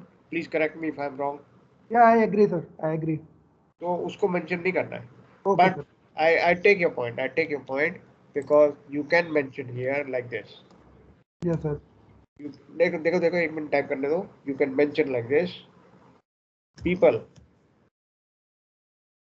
working to be aware of snapback zone. Snapback area ऐसा कर लो. Snapback zone कर दें वो गड़बड़ हो जाती है. Snapback area पूरा पूरा ही है, लेकिन इसकी ट्रेनिंग होनी चाहिए. Everybody should be aware that the whole area itself is a snapback zone. ये लिख सकते हैं. मार्किंग नहीं करनी है उसकी, क्योंकि the whole area is snapback. ठीक है, तो ये पॉइंट्स बन रहे हैं कुछ. लेट अस सर गो आगे बैक. सर ये मूरिंग स्टेशन के दौरान वाले भी पॉइंट इसी में आएंगे या सिर्फ ये पहले हैं? मतलब नहीं, एसओपी है, so some sir points like could be there. Sir like जैसे मूरिंग में वो जब हीविंग लाइन फेंकनी है, ठीक है, वो ऐसी एरिया पे होनी चाहिए कि किसी चीज़ के ऊपर ना जाए या किसी के वो लगे ना, तो थोड़ा क्लियर रख के फेंकना चाहिए. फिर सर जब टोइंग या टग के लिए रस्सी बांध रहे हैं, ठीक है, ठीक है, सर उसमें क्या करना उसका सर SWS जो कि बुलाट का जिसमें हम तक की रोप डाल रहे हैं. तो टग के लिए सर एडवोकेट बंदे होने चाहिए और डालने के टाइम पे अगर वायर रोप है तो उसके लिए पैसेंजर पूरा वो बांधना चाहिए लाइक पहले, फिर उसको सिक्योर करना चाहिए. हाँ अच्छा, एक बात है चेतन, ये Yes, यहाँ sir. पे कवर नहीं होगा पॉइंट नंबर 8 में, एडिकेट मैन पावर में. नहीं सर, मैन पावर तो हो गया, वो आपने एक पॉइंट मेरा उसमें से ले लिया सर. जो मैं दूसरा कह रहा था सर कि जो नॉट बांधने का होता है उसके ऊपर अगर रस्सी अगर वायर रोप है तो भारी है तो उसको हाथ की जगह उसको उस पे ड्रम पे लेके खींचना चाहिए और उस पे मैसेंजर वगैरह यूज़ करने चाहिए, हाँ वो वाला सर. और उसके बाद सर अगर जब वो आता है तो कुछ लोग उसको हाथ से ही मतलब उस पे विपिंग ड्रम के ऊपर डालने के लिए हाथ से ही करते हैं, उसमें वो हैंडल्स का यूज़ करना चाहिए. ये सारे पॉइंट सर इसमें आएंगे या किसी और में आएंगे? इसी में आएंगे, इसी में आएंगे. एसओपी सर है. ये भी लिख देना सर. फिर वो उसके सर जितनी टर्न होनी चाहिए सर उसके ड्रम पे, वो 6 से 8 जितने कहते हैं वो होनी चाहिए सर. फायर वायर सर होनी चाहिए, ग्रीस नहीं लगी होनी चाहिए sir. Area Do not stand in the bite of the rope. Bite पे नहीं रुकना. हाँ सर, 6-7 पॉइंट हो गए सर, डाल दीजिए. अच्छा, जब फिगर ऑफ 8 बना है तो Infos- उसमें पहले वाले में 2 राउंड लेने होते हैं. क्या आएगा, वो सब आएगा.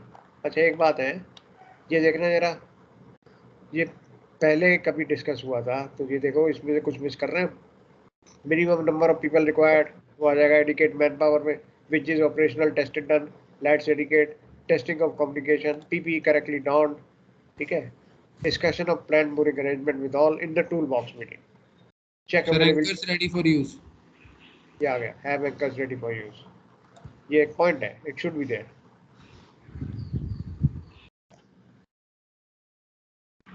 सर एक पॉइंट आ सकता है, no use of mobile phones और इलेक्ट्रॉनिक गैजेट्स।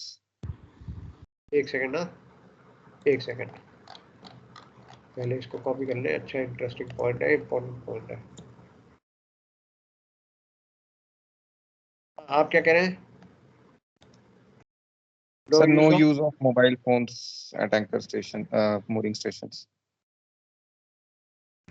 सर एक वो पॉइंट है sir.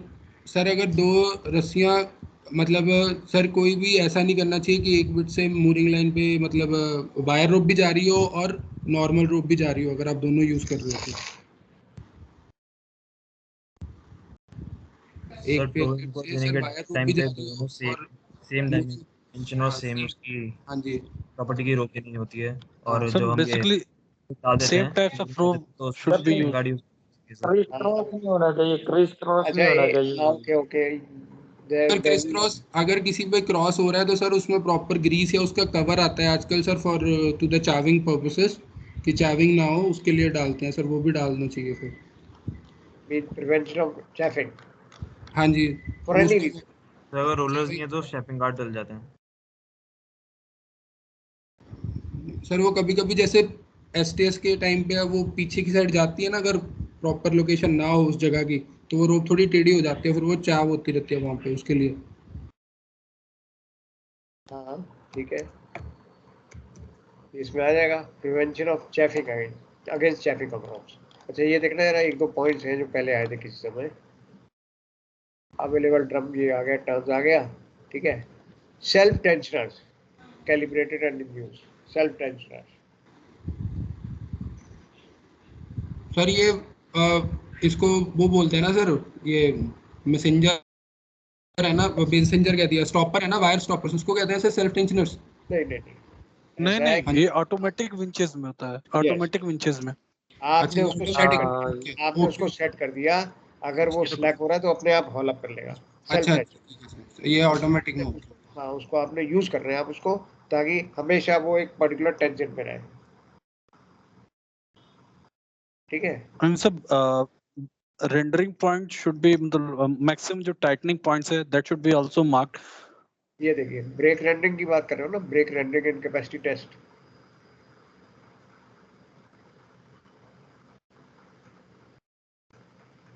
Anything else you are saying? No problem, बोलिए आप। At least we have started thinking कि इसको बनाना कैसे है। अच्छा, एक और चीज, एक और पॉइंट है, ये बहुत इंपॉर्टेंट पॉइंट है, I believe standard operating procedure में ये भी मेंशन होना चाहिए। Debriefing after station for identifying shortcomings. This may be normally not the procedure in SMS, but I insist ये होना चाहिए।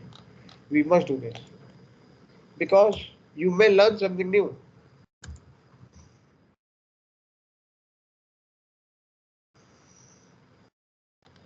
ठीक है कि नहीं? इसको कर देते हैं विदा।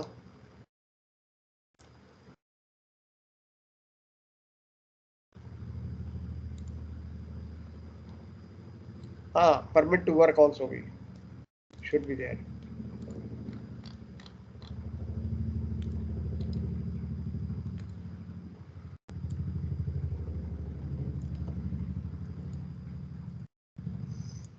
तो ये अपना एक काइंड ऑफ एसओपी बना, जस्ट इन केस ऐसे क्वेश्चन आया तो ये आप कर सकते हैं। But more importantly we were trying together और प्रैक्टिस कि करना कैसे है, मतलब we should have an idea. ये पॉइंट था, SOP for forward mooring station. इसको कर दो सेव। अच्छा, ये मैं आपके चैट बॉक्स में पास कर रहा हूँ, just for you to develop further.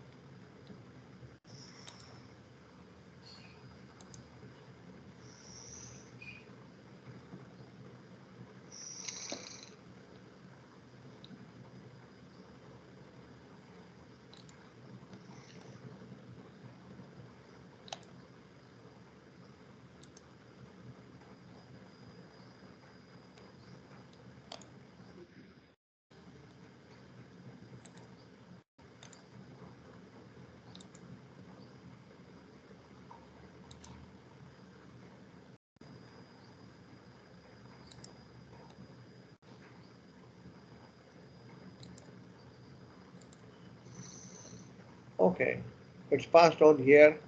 in the chat box SOP for forward mooring as an example, because this is exactly what you have compiled.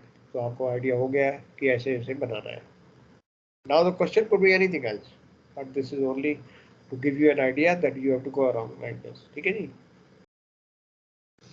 Anything you want to raise so far?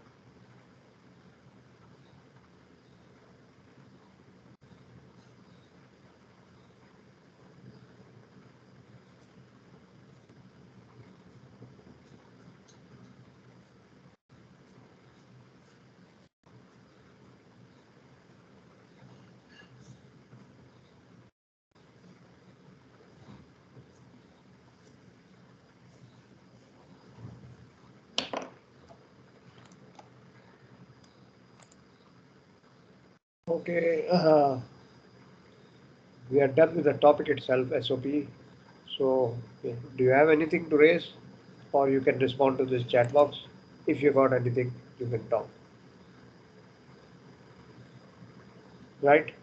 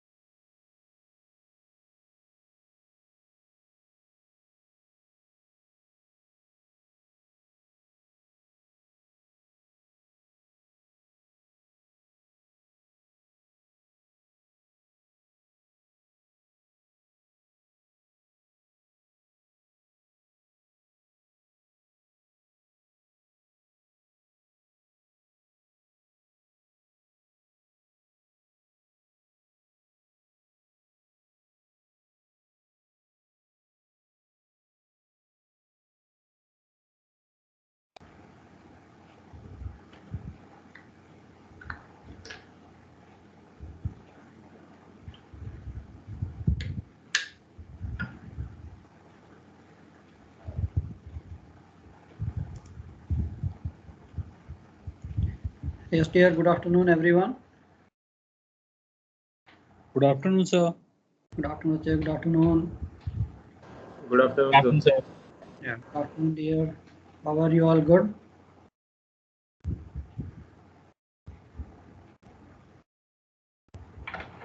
Yes, sir. Chalo, okay. So again, today's topic we will continue with the IMDG, where we left.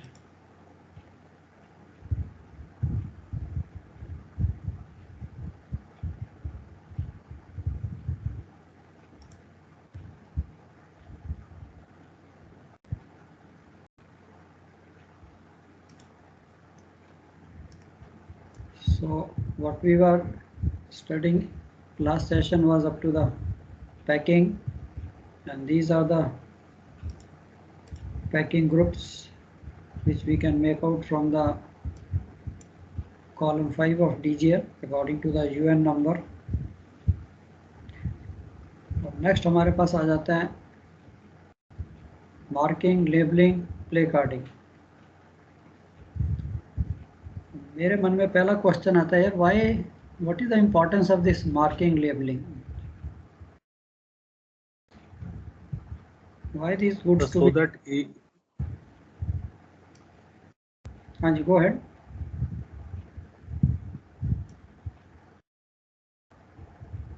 So that anybody who doesn't know about this cargo, he also comes to know that there is something different about this cargo.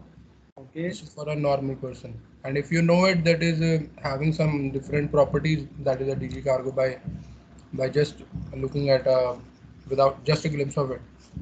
Okay, yeah, that's very right. Yeah, that something marking is there, so we can make out which class, plus some image is given there. So even if you cannot make out class, somebody knows that it is flammable, it is corrosive, it is dangerous. अब मेरे पास question आ जाता है, you are loading cargo. Again, let's see containers. Most of this cargo is transported today in containers. And now you find, okay, I'm not talking all other things are okay, and you find this cargo is coming and there is no labeling, no marking. As a duty officer, what action will you take? I think few of you are working on container ships, and it is something which is, you can't say it is uncommon, it is that you load containers are coming and there is no labeling, there is no label, there is no marking. क्या करोगे आप? So do all the containers. Supervisor and chief officer inform supervisor that the container labels are not there, the markings are not there. Okay. Chief officer. बच्चे यहाँ पे मैं आपको थोड़ा सा करेक्ट करना चाहूँगा। देखिए, your second officer, why you want to go to chief officer immediately? आपने भी उतना ही पढ़ा है। आप नहीं सर, पहले सुपरवाइजर से बात कर लेंगे ना, क्या क्यों नहीं आ रहा है, उसको जितना हो सके, जितना अपने तक हैंडल हो सके। ओके, सुपरवाइजर से आपने बात की, हो कहेगा भी supervisor or stevedores are like loading, कि भी उनके पास कार्गो है, उन्होंने उठा के शिप में डालना है। वो कहेगा भी हमारे पास तो कुछ नहीं है। सर एक क्वेश्चन पूछना था सर, जैसे ये कंटेनर आपने बोला कि हमको वो पक्का श्योर है कि वो डीजी कार्गो है और उस पे लेबल नहीं है, या सर और भी कंटेनर आते होंगे जिस पे लेबल्स नहीं होते होंगे, लाइक नॉर्मल? चलो वेरी गुड, ये भी आपने एक और अच्छा क्वेश्चन पूछ लिया। हाँ जी। अब आप एक चीज़ देखिए बच्चे, जैसे ही ना मैं दोनों कंपेयर करता हूँ कि चलो मैं पहले कहता हूँ, you are sitting in chief officer chair, आपने अपनी प्लानिंग कर दी, सारी प्लान बना दी, आपने लिस्ट ऑफ डीजी कंटेनर्स भी निकाल दिया। ठीक है सर, वो मैनिफेस्ट आगे मैंने निकाल लिया। ठीक है, जो आपके पास लिस्ट आ गई, आपने प्लान भी बना दी उसकी, एंड आपने वो ड्यूटी ऑफिसर को हैंड ओवर भी कर दिया। Hand over in the sense कि ठीक है, आपका कंट्रोल रूम है, वहाँ पे सब कुछ पड़ा, ड्यूटी ऑफिसर्स कीप कमिंग। आप चलो अब ड्यूटी ऑफिसर बन के आते हो कि yes, first thing you come and you say कि हाँ भाई चलो बाकी चीज़ें, I am not discussing as a duty officer total, सिर्फ कार्गो को ही पकड़ रहा हूँ कि यार क्या क्या कार्गो लोड हो गया, क्या क्या लोड करना है। आउट गोइंग फेलो सेज कि अच्छा भी ये 10 डीजी कंटेनर आने हैं, जिसकी लिस्ट आपके पास होगी, isn't it? अब आप भी जाके कांटेक्ट करोगे स्टीविडोर को कि हाँ यार ये जो डीजी कंटेनर है जब आएंगे तो बताओ मेरे को। Yes, sir. You want to be these containers to be loaded in your presence, isn't it? Yes, sir. मतलब ये तो एक प्रैक्टिकल बात भी है, थ्योरेटिकल भी है कि आप जिस वे से काम कर रहे हो शिप पे, आपने अगर आप इसी तरीके से काम कर रहे हो, आप इसी तरह से किसी भी एग्जामिनर सर्वेयर को बोलिए, आपको ना कुछ सोचना है ना आपको डिविएट होना है कि सर मैं आया, मैंने चेक किया, मैंने लिस्ट देखी, this is the this, I contacted, मैंने सारी चीज़ जो जो मैंने तैयार करनी थी वो कर ली। अब मेरे को पता है कि भाई ये डीजी कंटेनर है, नंबर 3 बे में, 2 में, जोन सी भी बे में वो कंटेनर आना है। बट जैसे ही मैं उसको देखता हूँ कि यार मेरे को उसके ऊपर कोई लेबल नहीं दिखता, तो ये आपका डाउट क्लियर हो गया कि हाँ ये कंटेनर तो डीजी है, बिकॉज आपके पास लिस्ट है पॉकेट में। हाँ तो सर फिर उसके बाद क्या करना है कि हमारे पास लिस्ट है और इस कार्गो मुझे पता है कि ये डीजी कंटेनर हो सकता है क्योंकि ये इस कुछ पोजीशन पर लोड होने आ रहा है, तो इस पे कोई लेवल नहीं है, तो सबसे पहले उसको वहीं पे रुकवा के उसको बोलना पड़ेगा कि ये पहले इसको कंफर्म करो स्टीविडोर को, जो वहाँ पे उनका हेड होगा। सर मैंने कंटेनर पे काम नहीं किया, जस्ट आइडिया ऐसे ही बोल रहा हूँ नो कि नो वो जो हाँ कि वहाँ पे जो होगा उसको उसको बोलना पड़ेगा कि सर ये है नहीं। फिर वो अगर देखता हूँ कि वो क्या रिप्लाई करता है, अगर वो कहता है कि हाँ मैं चेक करता हूँ अपनी अपनी लिस्ट में चेक करता हूँ weather he will also confirm that this is a DG cargo और नॉट। अगर वो नहीं, वो बोलता है कि नहीं ये डीजी नहीं है और इसको मैं लोड कर देता हूँ और मेरे मन में डाउट है, then I have to inform chief officer sir anyhow, then I will take a photograph of it, I will take a photograph. तो और मैं उसके बाद हाँ चलो वो डाउट नहीं आता बच्चे, वो तो चलो क्लियर होता है कि वो एवरीवन नोज कि चलो हम इसी तक रिस्ट्रिक्ट रहते हैं कि yes this is a DG container.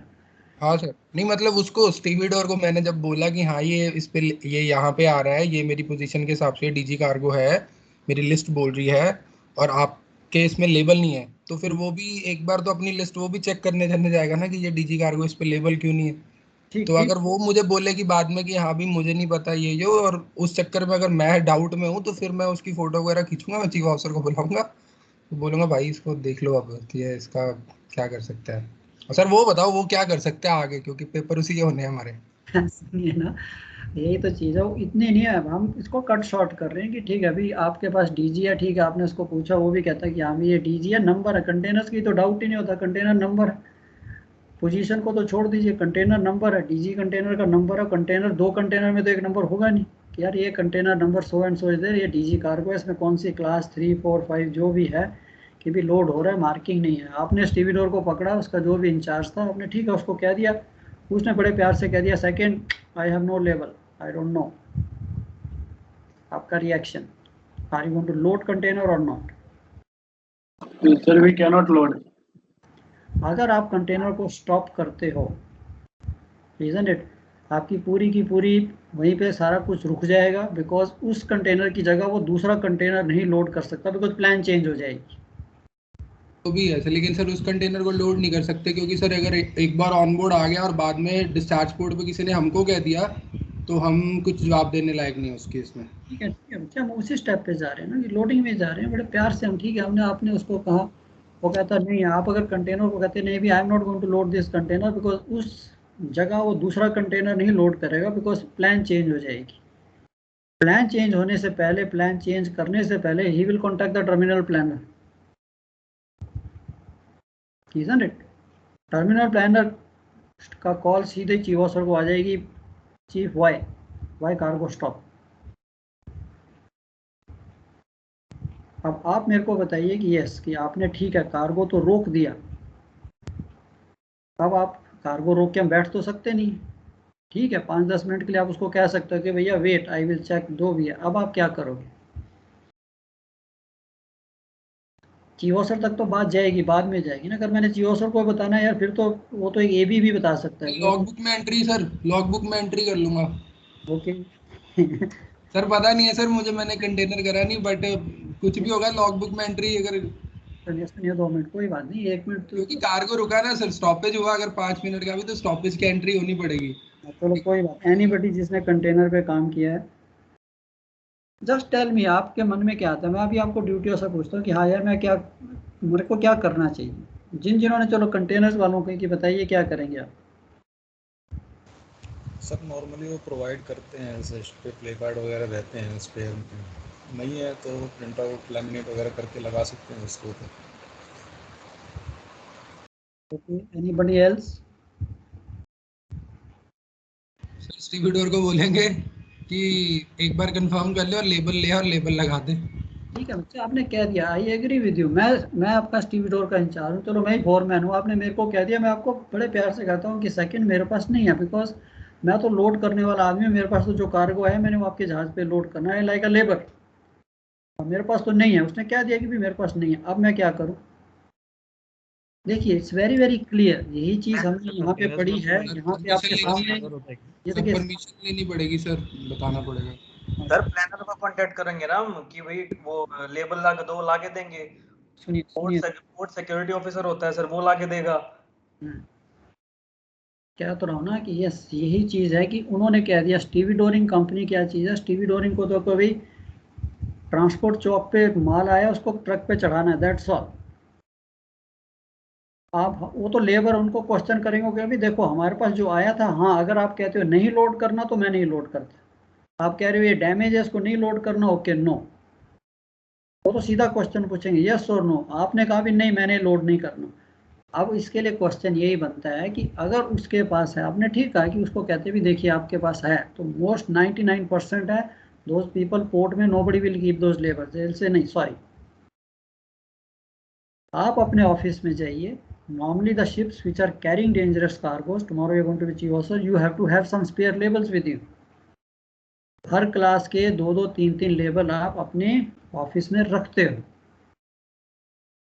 As a duty officer before I wake up anybody, मेरे पास जो भी है मैं उससे देखता हूँ कि यार अब मैं ये तो नहीं कह सकता जी मेरे को पता नहीं कहाँ पे है, तो मैं अपनी तरफ से एफर्ट करता हूँ कि यार जहाँ पे भी ऑफिस में जहाँ पे भी शिप में ये लेबल्स हैं हम सर्च करते हैं, मिल गए उठा के लगा देते हैं, काम बंद, एवरीथिंग स्टॉप, चलो काम चालू,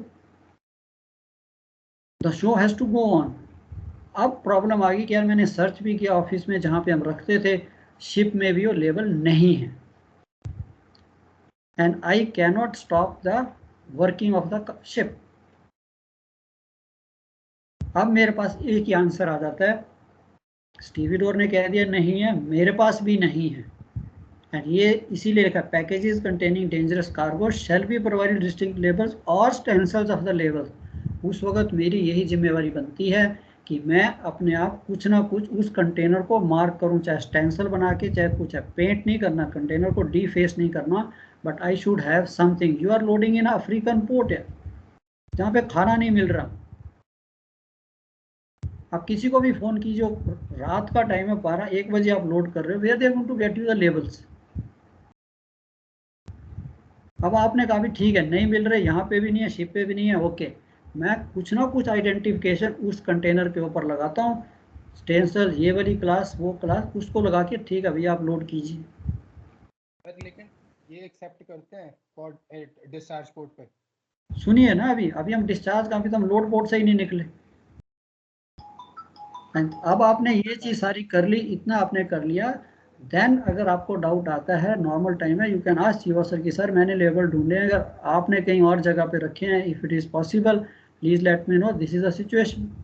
कि चलो यार हो सकता है as a second officer I don't know the whole ship, because मेरी दुनिया तो ऊपर नेविगेटिंग ब्रिज है, उसमें कोई डाउट नहीं है, बट अगर वो भी आगे से कहते भी हाँ हमारे पास है, वो ऑफिस में है कि वहाँ पे नहीं है, खत्म। Now then the matter goes to him कि यस कि भाई ये सर मैंने कंटेनर लोड किया, इसको मैंने ऐसे मार्क किया, ना उनके पास लेबल थे ना हमारे पास लेबल थे। Then the planner comes into picture, ठीक है, नेक्स्ट सुबह जब भी होती है प्लानर को कहेंगे भी देखो ऐसे ऐसे देखिए, if you can by the labels, if you can give us. ये तो शिप ओनर की रिस्पॉन्सिबिलिटी है, कंपनी की रिस्पॉन्सिबिलिटी है आपको लेबल देनी, कंटेनर्स तो वो चला रहे हैं, बट वहां से मैं ना कार्गो रोकूंगा ना मैं कुछ करूंगा। आई am not talking about 5-10 minutes की, हम उसकी मार्किंग की, अच्छा भी तुम नहीं कर सकते तो वेट मेरे को कुछ मार्किंग करने दीजिए। क्यों? आपने फर्स्ट सेंटेंस ठीक बोला कि कंटेनर, डीजी कंटेनर शुड भी दूर से ही पता होना चाहिए, not to me, it is to everyone, whether it is stevedore working, they should also know that this particular box is DG, whether it's a ship's crew, they should also know this is a DG cargo. ये मैं आपको उस level पे ले जा रहा हूँ। Tomorrow you are welder, you may put a welder, और आपका कुछ काम कराना है रेलिंग का, आप उसको दे देते हो कि हाँ यार ये रेलिंग क्रॉप एंड रिन्यू कर दे। अब उस कंटेनर पे लेवल नहीं है, वो तो जाके सीधी टॉर्च लगाएगा और अपनी कटिंग वेल्डिंग शुरू कर देगा। इन चीज़ों को देखते हुए आपके मन में अब ये आना चाहिए कि हाँ यार, बिफोर जहाँ से ये ओरिजिनेट हो रहा है कंटेनर, कि भैया वहीं पे इसके ऊपर मार्किंग कुछ ना कुछ होनी चाहिए। कोई बात नहीं, लेबल है, वेरी गुड, हम पढ़ेंगे ना, यही तो रूल है कि यस, ये रूल क्या कहता है हमें, लेबल कहाँ होना चाहिए, कहाँ लगा होना चाहिए, क्या इसका पर्पस है। पर्पस मैंने समझ लिया, अब मैं एज ड्यूटी ऑफिसर हूँ तो मैं ठीक हूँ यार, मेरे को भी इतना पढ़ा मैंने, मेरे को भी इतना आता है, मैंने सारी कोशिश कर ली। फिर मैंने जियो सर को पूछा, उसने कहा भी नहीं है, लेबल नहीं है। ओके सर, कोई बात नहीं, नहीं है, मैंने मार्क कर दिया, अब आप इसको हैंडल कर लीजिए, लेबल को मंगा लीजिए। जैसे ही इस पोर्ट में आता है, नेक्स्ट पोर्ट में आता है, now the game goes to chief officer. Now अब आप चीफ ऑफिसर, अब आपके ऊपर the ball is in your court कि how to procure the labels. क्यों? Any time it is not, I am not worried about the discharge board, I am not worried about the authorities. आपका answer to the survey कि आई am not working for authorities, I am working for the safety, my safety, my crew safety, my ship safety. मेरे मन में ये चल रहा है। जब आपने इतना कर लिया, it is covering the authorities automatically कि जी मैं ये काम करूंगा, मैं उसको कुछ ना कुछ उस पर टेंशन लगाऊंगा, and then as a chief officer I try to procure through the company technical department, जिन्होंने भी, जिसको भी मैंने रिक्वेजिशन पहले भेजी थी, of course through the master की सर रिक्वेजिशन भेजी थी, ये लेवल मांगे थे, उन्होंने दिए नहीं है, जरा प्रोसेस कीजिए। आपका प्लानर उसने क्या करना, उसने तो कंपनी को बोलना भी इक्विप द शिप। तो ये एक नॉर्मल प्रोसीजर आपके मन में हो, अगर इतना प्रोसीजर आपके मन में है, देन यू नो एवरीथिंग कि यार मार्किंग लेबलिंग है क्या चीज। दिस इज व्हाट द कि यहाँ करेंगे। अब आप चाहे डिस्चार्ज,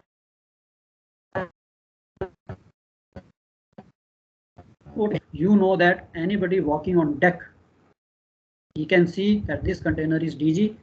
ना तो वो स्मोक करेगा, ना वो कटिंग वेल्डिंग करेगा, ना वो हॉट वर्क करेगा, बिकॉज इवन अंधे को भी पता है कि हाँ यार ये डीजी कार्गो है, इसमें कुछ भी हो सकता है, flammable liquid, flammable gases, anything can B.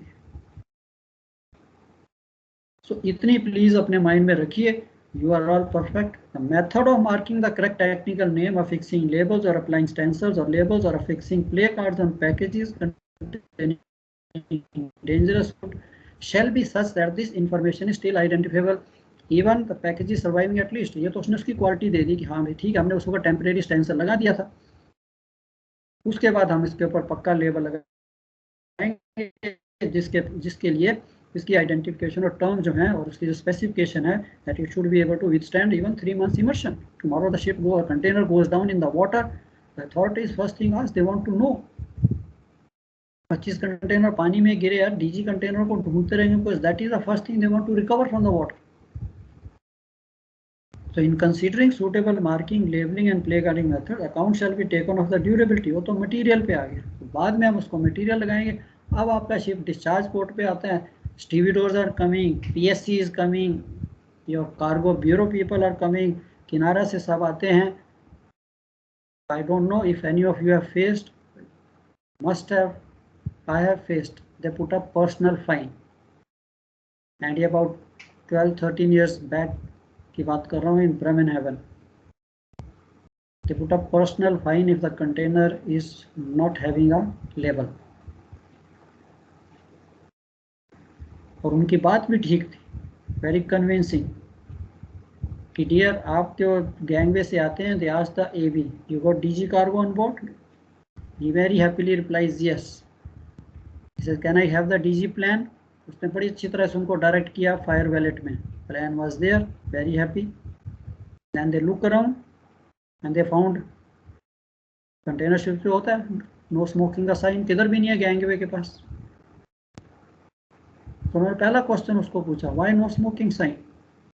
उसने कहा अच्छा नो स्मोकिंग बिकॉज रात को 1 बजे स्टेशन खत्म हुए थे, वो एक तख्ती जैसी हम रखते हैं, ऊपर हीविंग लाइन लगा के उसके ऊपर स्टेंसिल किया होता है, पोर्ट साइड अलाउंड साइड है तो पोर्ट साइड लगा दो, स्टार्बोर्ड साइड है तो तख्ती को उठा के स्टार्बोर्ड साइड गैंगवे के टॉप स्टेंशन में डाल देते थे। वो कहता 1 मिनट, वो उधर से लेके आके उसने दूसरी तरफ से वो जो बोर्ड बनाया हुआ था वो गैंगवे पर लगा दिया, नो स्मोकिंग। उसने उसको पर्ची काट के दे दी 50 euro, please bring this 50 euro. तब तक उसको समझ आती कि शायद इसने पता नहीं कैप्टन के सिग्नेचर के लिए कुछ पर्ची दी है मेरे को। They go on deck and then they ask duty officer you have DG cargo on board, he says yes. उसने वही प्लान से दिखाया, उसने कहा अच्छा can you show me this container, एक प्लान में ठीक है। तो जाके उसने देखा कि हाँ भी बे नंबर 7, 10, 11 जितनी भी बे में था कि वो कंटेनर, उसने उस कंटेनर के चारों तरफ देखा no sticker. Second, how do you know this is a DG container? तो उसको प्लान में दिखाया, देखो प्लान में लिखा हो, कहता आई डू अंडरस्टैंड प्लान में, but how do you know otherwise that this is a DG container? How the other people know? वो प्लान में ही झगड़ा उसके साथ, नहीं it is there in the, देखो ये मेंशन है प्लान में लिखा है, प्लान में लिखा, उसने उसको 100 यूरो की पर्ची पकड़ा दी, लेके आओ। बाद में उन्होंने कहा है कि 10 टीवी जो वो बंदे थे वो पीएससी के नहीं थे, वो तो कार्गो ब्यूरो के थे, सेफ्टी के थे, पोर्ट सेफ्टी के, कि भाई are people have come on your ship, you have not put any no smoking sign near the gangway. They walk across and there is container, DG container has got no signs and no labels. They happily smoke. कल को कुछ होगा तो first thing तो they will be blown up. तो same अगर इतनी चीज आपने समझ ली कि हाँ भाई ठीक है, लोडिंग के टाइम में, डिस्चार्जिंग के टाइम में कंटेनर के है 5 मिनट को बोलो भी रुक जाइए, I just bring, I see what can we do. तो ये चीजें जो हैं थोड़ी सी इंपॉर्टेंट है। अब आ जाता है it must be readily visible legible. Location is important. कई बार आके कंटेनर के लगा दिया, वो कंटेनर की जो साइड थी वो दूसरे कंटेनर के साथ चिपक गई, लेबल तो लगा हुआ है, it purpose is defeated. So it should be visible in such a place कि हाँ भी कुछ चलता हुआ है तो उसको दिखे दैट। फिर इतना महंगा, इतना these labels are expensive also. And again packaging containing marine pollutant to be mark, उसका वो मार्क भी होना चाहिए। Placarding is nothing, label तो हमने देख लिया, placarding is enlarge label, size 250 by 250 थोड़ा एनलार्ज है, लाइक जैसे हमने कंटेनर पे लगाना तो छोटा सा लेबल की बजाय उसको एनलार्ज कर देंगे, that was what we call the placarding. No this is, ये तो चलो एक्सेप्शन आ गई। सो दिस इज व्हाट आपके पास ये सारे लेबल्स का साइन है IMDG कोड के फर्स्ट इनर पेज पे दिया होता है। So we all know that कि अरे क्या क्या दिखता है। So this is what the importance is. And ये देखिए इसके ऊपर क्लास भी है, एनीबडी कैन मेक आउट कि यार it is dangerous, it is, आपको तो पता है, you have studied, you know by looking at class 7 क्या ये रेडियो एक्टिव है। But here on the ship even अगर आप देखिए, all the crew is not so educated, all the stevedores are not so educated. So हमको उन सब की सेफ्टी देखते हुए ये चीज़ सारी की सारी ये लेबलिंग जो है होनी चाहिए। तो इसके लिए what I want that, I am not against कि आप किसी को उठाइए ना, tomorrow your all chief officer, आपके भी ड्यूटी ऑफिसर है, आपने उनको इतना ट्रेन करना है कि they should be absolutely self, जिसे कहते हैं रिलायंट। यहाँ यार and you should have, I use to like the people कि क्वेश्चनेबल, हाँ कि सर ये है, ये क्यों हो रहा है, कैसे कर रहे हैं, सारा कुछ, तब आता है शिप में काम करने का भी मजा। Should be able to convince them, बनाइए कि ठीक है नहीं है लेवल तो मेरे को चेक कीजिए, यू शुड नो क्या क्या होना चाहिए, क्या क्या करना चाहिए, isn't it? So this is my way. ये नहीं कि मेरे को उठाने में कोई चल, मैं तो वैसे भी चलो अलग अलग बात है, tomorrow you are chief officer, you may not be even sleeping, that's not the issue कि मेरे को वो करना है। But people, the duty officer should be, इतना तो सारे ही पढ़ते हैं, सरकार को तो सबके लिए सेम है। अब आपका आ गया क्लासिफिकेशन सिस्टम की, चलो हमने लेबलिंग कर ली है कि yes the 9 hazardous classes have been identified and by testing the dangerous goods according to the UN procedure. अब आपका दूसरा आ जाता है कि यार PSN एंड UN नंबर। अब इस पर भी क्वेश्चन आ जाता है कि यार what is UN number, how does it enhance the safety, UN number का पर्पस क्या है?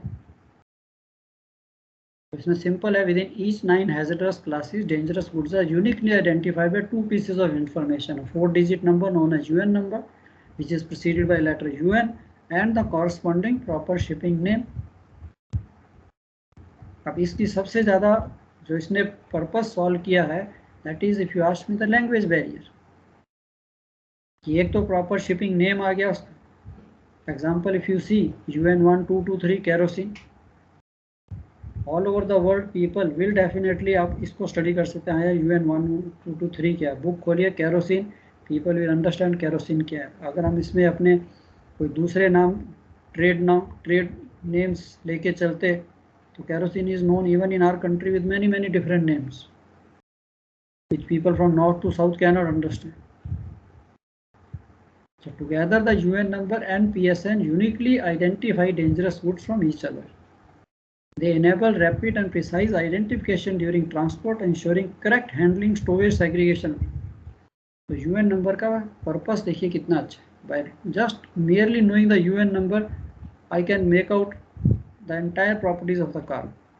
In the event of emergency, correct measures can be taken.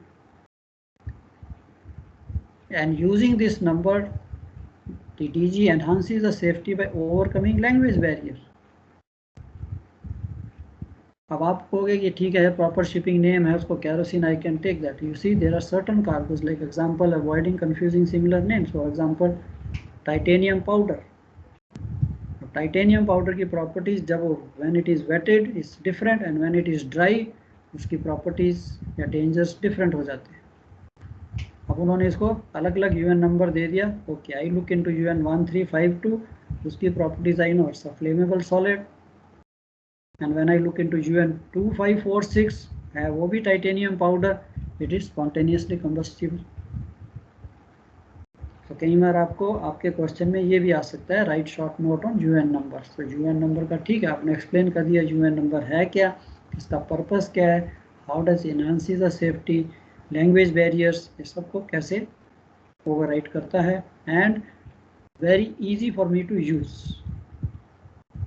to know anything about any particular cargo. PSN, of course, proper shipping name, accepted name, which must be used for transport purposes, and no alternatives or variations are permitted.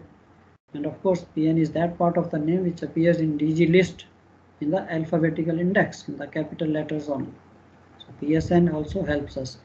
अब आपका आ जाता है DGL कि अरे हम DGL कह रहे हैं ये क्या बिला है कि dangerous goods list. Again, if you see in volume 2, it is presented across 2 pages of the IMDG code and divided into 18 columns. अब ये जो 18 columns हैं, if you can remember, sometimes they will ask you, but it is foolishness to ask कि हाँ भाई remember these 18 columns, but majority जो मेरा concern के वो column मेरे को थोड़े पता होने चाहिए. So let's see कि ये column है क्या. So DGL arranged in UN number order, column 1 and 18. Yeah, column 1 and column 18 is basically UN number. So we can look into any दोनों pages में ये it is like across both the pages, column 1 and the last column of the adjacent page, वहाँ पे भी UN number दिया होता है दोनों. So column 1 is UN, column 2 is proper shipping name. जैसे हमने देखा UN 1 2 2 3, उसके आगे सेकेंड कॉलम में आ जाएगा केरोसिन. क्लास कॉलम 3 क्लास और डिवीजन, ये भी इंपॉर्टेंट है. 4 subsidiary hazard. Subsidiary hazard normally पहले इसको हम सब्सिडरी रिस्क कहते थे. Now the risk term is been deleted and it is been replaced by hazard. So subsidiary hazard, I think everyone understands that yes the one cargo may be having a one जैसे class है उसकी, it may be of one class one properties, but हो सकता है उसके साथ कोई और हैजर्ड भी इन्वॉल्व. Example acids. अब एसिड्स का है कि यस मेन प्रॉपर्टी तो मेन डेंजर तो उसका क्रोसिव कि यार ये क्रोसिव है, बट साथ साथ हो सकता है it may B flammable also. तो उसका सब्सिडरी हैजर्ड आ गया, इट इज फ्लेमेबल ऑल्सो, तो वो स्टिकर भी उसके साथ लग जाएगा. So this column also identifies a dangerous good as a marine pollutant or severe marine pollutant. ये भी आ जाएगा column 4 में.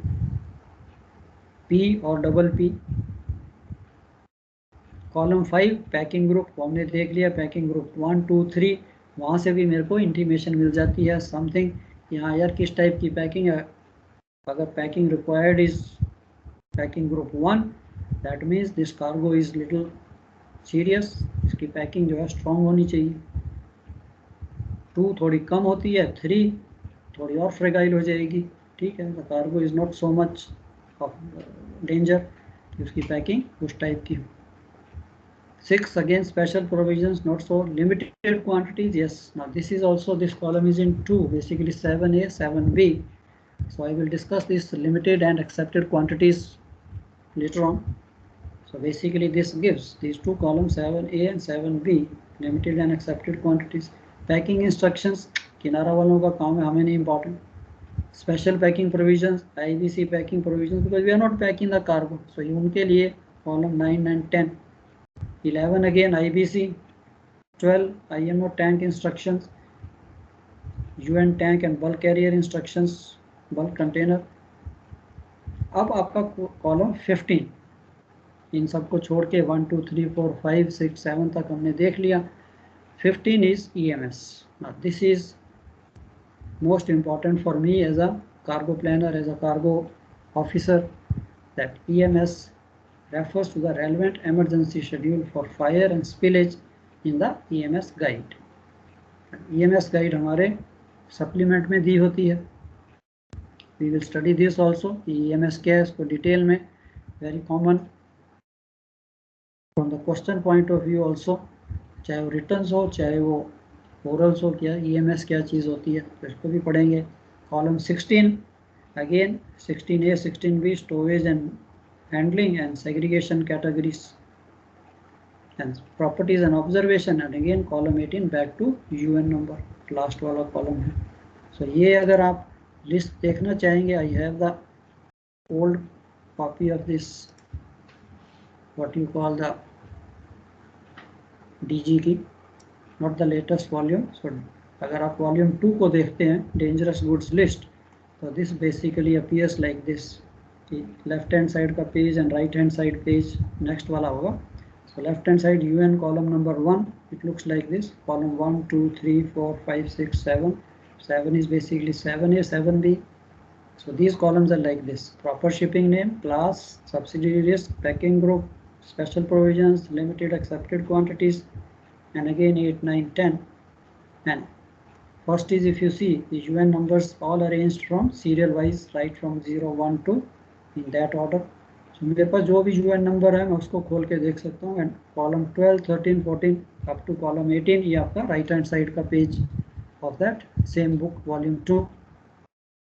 कॉलम 15 अगर आप देखें इसमें EMS, so it is given like this coded form FB SY FA SX FB SX. So this we will see this जब आप ES पढ़ेंगे. So basically first is a fire schedule, F is for fire and S is for spillage. And फिर वो आगे schedule दे देता है कि yes इसको B FB means FB table and इसको स्पिलेज का Y टेबल या Y शेड्यूल में जाना है. That I will show you how we see that, where it is given and how we are going to look into this. तो ये तो आपकी DGL रही. It is arranged in a very user friendly way. UN number पकड़िए and उसके साथ सारी की सारी डिटेल मैं यहाँ से उस कार्गो के बारे में पढ़ सकता हूँ. So this is what we have, the what we call the DGL. अब इसके साथ आ जाता है एमरजेंसी शेड्यूल. एमरजेंसी शेड्यूल सबसे पहले तो, बिकॉज एक मैं आपको अगेन स्ट्रेस कर रहा हूँ कि इसके साथ हमें हमेशा प्रॉब्लम आती है कि यार ये क्वेश्चन जब आता है, इधर इट इज़ हाफ रिटन और नॉट रिटन प्रॉपरली. एंड सबसे सिंपलेस्ट क्वेश्चन है EMS और एमरजेंसी शेड्यूल है क्या. The purpose of this guide is to provide information and guidance for dealing with fires and spillage emergencies involving package dangerous goods. क्या जो भी मैं cargo load कर रहा हूँ, इन केस गॉड फॉरबिड्स अगर उसमें फायर होती है या उसकी स्पिलेज होती है, then what action to take. पूरा उसने इसको अरेंज करके हमारे सप्लीमेंट में उसने हर कार्गो के लिए क्या क्या आपको करना है, इट इज़ मेंशन देयर. सो पहले तो एक्सप्लेनेशन के लिए कि ऐसे EMS है क्या. Purpose of this guide is, it is nothing to do with the fire fighting appliances of the ship. Lot of time I see the answers कि emergency schedule means the emergency equipment should be in readiness. The EMS schedule का purpose है कि yes, it is just giving us a guidance how to deal with fire and how to deal with the spillage incidents. Column refers to relevant emergency schedules for fire and spillage in the EMS guide, and there are 10 fire and 26 spillage schedules. That also I'll show you what these basically schedules are. ये schedule है क्या? It's just a एक page जिसके ऊपर उसने guidelines लिखी हुई है, what we call a schedule. So fire के अगर आप देखिए FA to FJ and spillage के लिए SA to SZ. So it is very simple to remember कि 10 इसके schedule है, इसके 26 हैं. Dangerous goods list column 15. अब आपने पहले तो एक्सप्लेन कर दिया कि EMS है क्या. Yes, it is basically a guide for providing me that what to do in case of fire और स्पिलेज इमरजेंसीज. EMS की इंफॉर्मेशन कहाँ से मिलेगी? Column 15. Sir column 15 of the DGL. Where is DGL? Volume 2. अभी हमने देखा volume 2 के column 15 में मेरे को पर्टिकुलर UN नंबर के आगे ये इंफॉर्मेशन दे देगा कौन सा शेड्यूल एप्लीकेबल है इस कार्गो के लिए. फिर हम उसको थोड़ा एक्सप्लेन करते हैं कि yes the first code is a fire schedule, second code is a spillage schedule. And fire schedule, there are 10 fire schedules including a general fire schedule FA and 9 further schedules FB to FJ, that is for the fire, that is from FA to FJ, dealing with particular group of dangerous goods. The schedule starts with, अब आप क्या कर रहे हो? Explain कर रहे हो यार इस शेड्यूल के अंदर लिखा क्या हुआ है. The schedule starts with the general comments on the danger of cargo, followed by sections dealing with cargoes on fire on deck, cargoes on fire under deck, and cargoes exposed to fire. Your DG may not be on fire, but the other cargo is on fire. Your DG may be exposed to fire. Then what to do? Same way spillage. 26 spillage schedules start with SA, toxic substances, and end with SA, toxic explosives.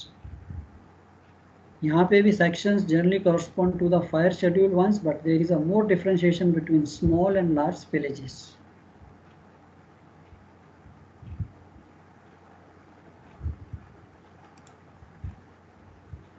क्या हो गया?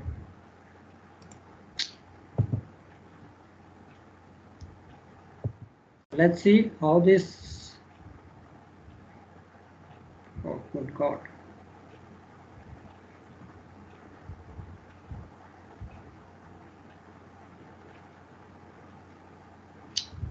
What happened? 1 minute please. Yeah.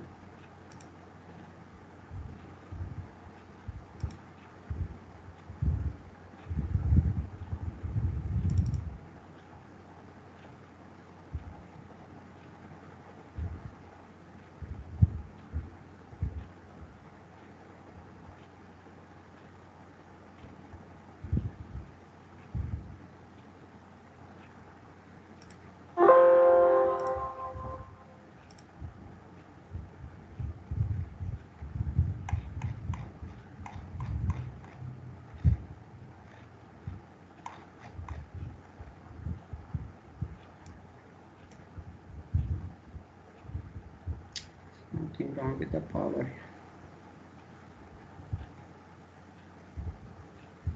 Yeah, okay.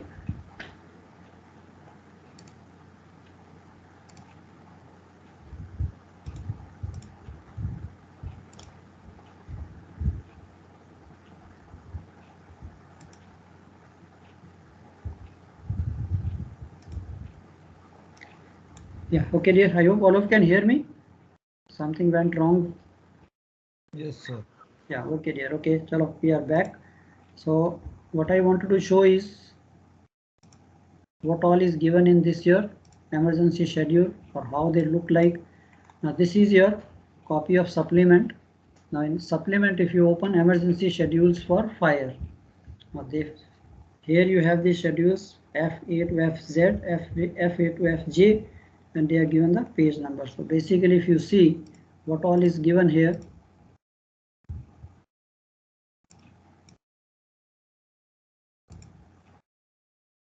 this is basically what your schedule describes. FA fire general schedule, general comments. In a fire, exposed cargoes may explode. Then again, cargoes on fire on deck. Like very simple, just for example, create water supplies.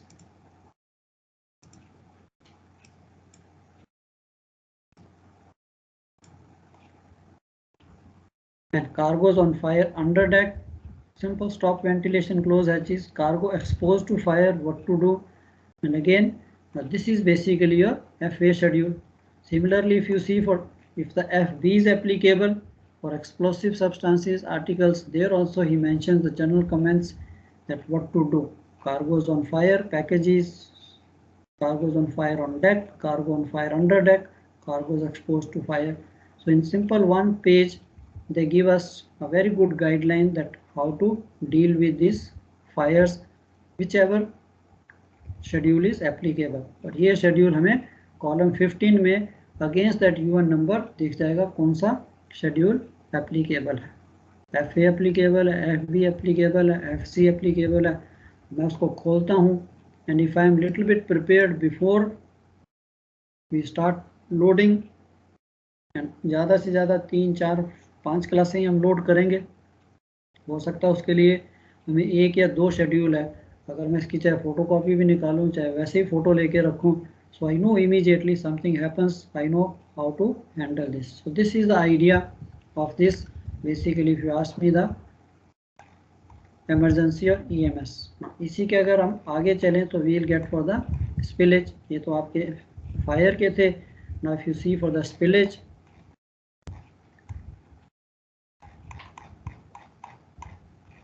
now spillage also it gives you in the same fashion that small spillages or large spillages what to do. General guidelines for spillage. Now this is also important. General guidelines for spillage in case of spillage takes place, which sometimes we forget. The question looks very simple. Think of safety first. Avoid any contact with a dangerous substance. Do not walk through spilled liquids or dust. Keep away from vapors or gases. Sound alarm. Keep the bridge, living quarters upwind if possible. Wear full protective clothing resistance to chemical attack and SCBA. Locate stowage position, leaking cargo, identify the cargo, obtain UN numbers and the EMS. अब ये before I say, I think it is well understood that any spillage takes place, no point leaving the things up to AB, OS, OSN. हाँ अरे ठीक है सोपा blocker से वो sawdust लेके आओ और ठीक है डाल दो. And by the time this guy goes and throws the sawdust, he himself gets fainted because of toxic vapors. तो ये इतना सा कंट्रोल आपने करना है कि yes dear, I am the officer on the watch. Anything happens, walkie talkies की कमी नहीं है आजकल. You see anything, please let me know. I will let you know what to do. 5 minute में कुछ नहीं होता, बट प्लान्ड एक्शन जो है कि अच्छा भाई ये हुआ है, यू नो, अच्छा लीकेज हो रही है, कौन से कंटेनर से हो रही है, चाहे उसका लेबल पढ़ें, चाहे मेरी प्लान में है कि यार this container is so and so class, toxic तो नहीं है, सिंपल है, चलो ऐसा करते हैं. Consider which measures of EMS spillage schedule are applicable and be prepared to use the medical first aid guide. How beautifully that these things we do, but जब लिखने को आता है तो कई बार हम हो सकता है एक आधा पॉइंट मिस कर दें. तो ये आपके EMS है, SA और spillage. Schedule A again general comments, spillage on deck, packages, small spillage, cargo transport unit, large packages, large spillages, क्या करना है, कैसे करना है, and spillage under deck, then how to deal, and special cases. So इससे ज़्यादा is not expected from you. I think that is the maximum. Any time returns में भी आप इसको briefly लिख सकते हो कि this the purpose of EMS, what is EMS, where will I get the information from EMS, column 15 of the DGL, and then ये EMS basically describe क्या करता है, इसके अंदर दिया क्या क्या हुआ. 8 marks, 6 marks, 10 marks का क्वेश्चन है, you deserve 8 out of 8. अगर आपने ये सारा लिख दे, इससे ज़्यादा I don't think the examiner should expect. इससे ज़्यादा हमने करना क्या.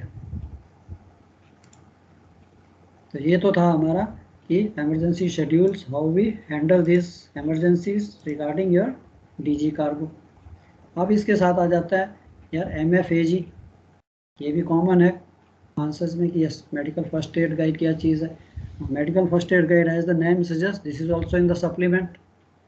In case of an emergency involving dangerous goods, the MFAG in the supplement to IMDG code should be referred. And this is arranged in 3 sections. First is a flow chart based emergency action and diagnosis, and then tables giving brief instructions for special circumstances. So first is flow chart, second flow chart से हमें table मिलेगा भी which table to refer, and then appendices giving comprehensive information, list of medicines, drugs, or a list of chemicals referred to. Of course, as a second officer, most of you must have done it, because when you are carrying DG, there are some additional medicines to be carried. तो उसकी list हम separate बना के रखते हैं, उसको separate shelf पे भी रखते हैं. Any time anybody comes to see, यहाँ पे you are carrying DG on board, second officer के लिए कि are you having the medicine which are required, सारे सेपरेट पड़ी हुई हैं. Yes, end of the story, no second question. And as a chief officer, please have it confirmed before you accept these DG cargoes or start loading DG cargoes that you have these DG medicines and the additional DG equipment which is required, which is given in your DOC. क्या क्या हमें additionally ship पे होना चाहिए when we are supposed to carry the DG cargoes. अब ये MFAG table क्या है कि how do we refer to this MFAG table, कि ठीक है फ्लो चार्ट ने हमें बता दिया, वहाँ से हमें टेबल नंबर मिल गया. The medical first aid guide for use in accidents involving dangerous goods is a supplement to the IMDG code. And after looking up the MFAG table number, see the table in MFAG. It gives likely signs, symptoms, treatment and other advice as per the effect of goods under that table. It suggests treatment in case of skin contact, eye contact, inhalation, ingestion, and the procedure for treatment also mentioned there. तो आपका जो table है कि जो भी आप cargo carry कर रहे हो, वैसे तो आपकी इमरजेंसी या even lot of time the shipper also mentions in the cargo declaration or shipper's declaration कि भी MFAG कौन सा टेबल रेफर करना है. Otherwise, if it is given, so we know where to look into this MFAG table. So इसका भी अगर आपको you want to have a look into this, how this MFAG table looks like or what is flow chart, maybe few of you may not have seen. So EMS के बाद I think we get this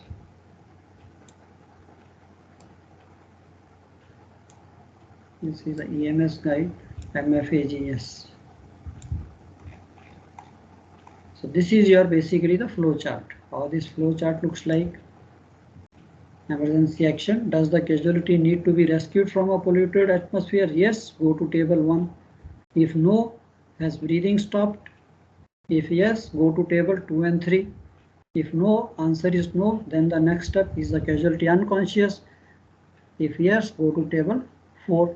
So similarly, from here, from this flow chart, so you can even answer, you can write that how to refer to this MFAG guide. Okay, first thing I'll go to the flow chart and from there I get the table. Now if you see into the tables, the tables are also in a very simple way. They have given table 1, rescue, arrival at scene, what to do, quickly established exclusion or hot zone, initial trial, casualties. तो ये सारा आपका absolutely like जो भी first aid जो भी हमने देना है वो सारा इसके ऊपर आपको दिया है. Summary of treatment of casualties, transfer to ships hospital and similarly table 2. So table 1, table 2 ये कैसे हैंडल करने हैं. I think most of you must have done that, but just a sort of revision just to revise you कि MFAG कैसे दिया हुआ है.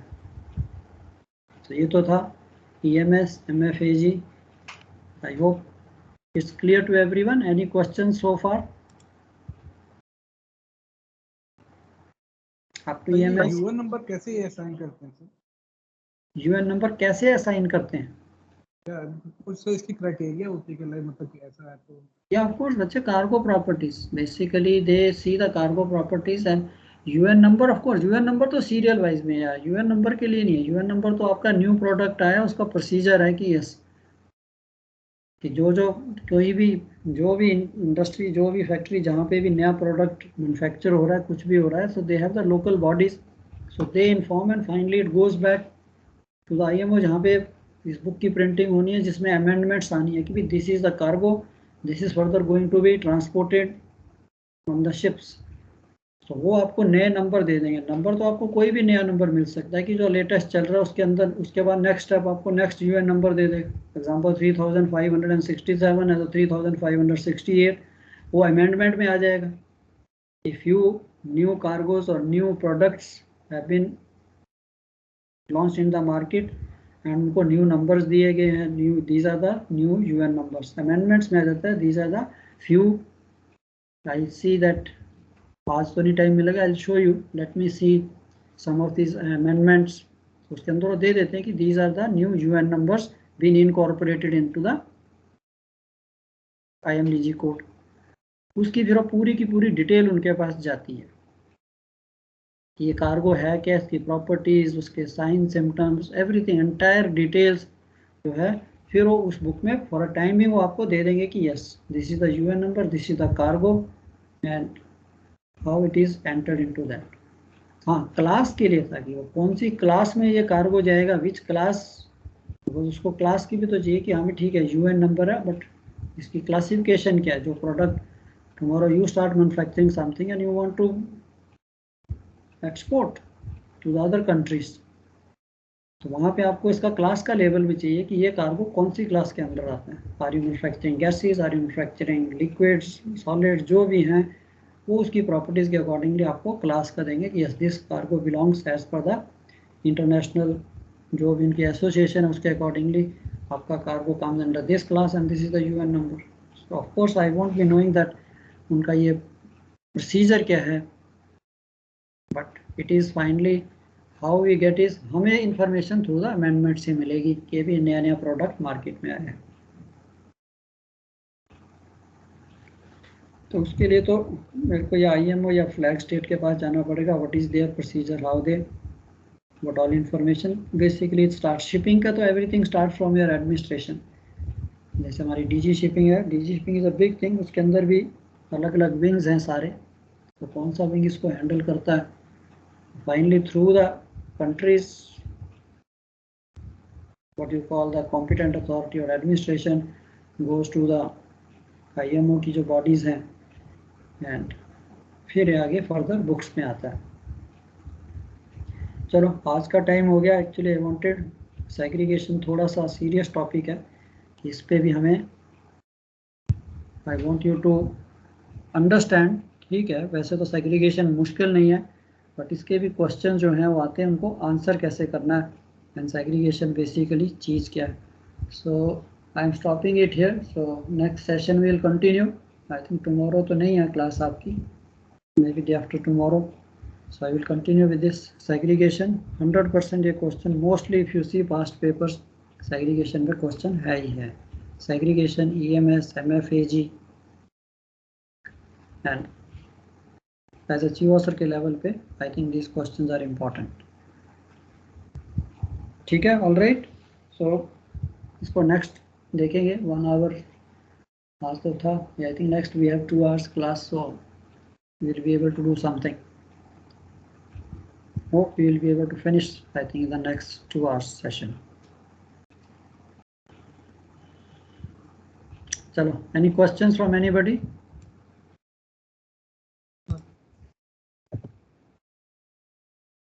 तो ये क्वेश्चन बच्चे थोड़ा सा वैसे तो अगर आपने इसको ध्यान से सुन लिया है, notes I think I send you already the notes. थोड़ी सी 1-2 चीज़ें और बाकी हैं. I will send you as soon as I finish this compatibility table. Yes, वो भी मैं थोड़ा डिस्कस कर लूँगा. हो सकता है इसको एक सेशन की बजाय अदर मे बी 1 आवर. चलो let's see how we proceed. Doesn't make a difference, we have plenty time.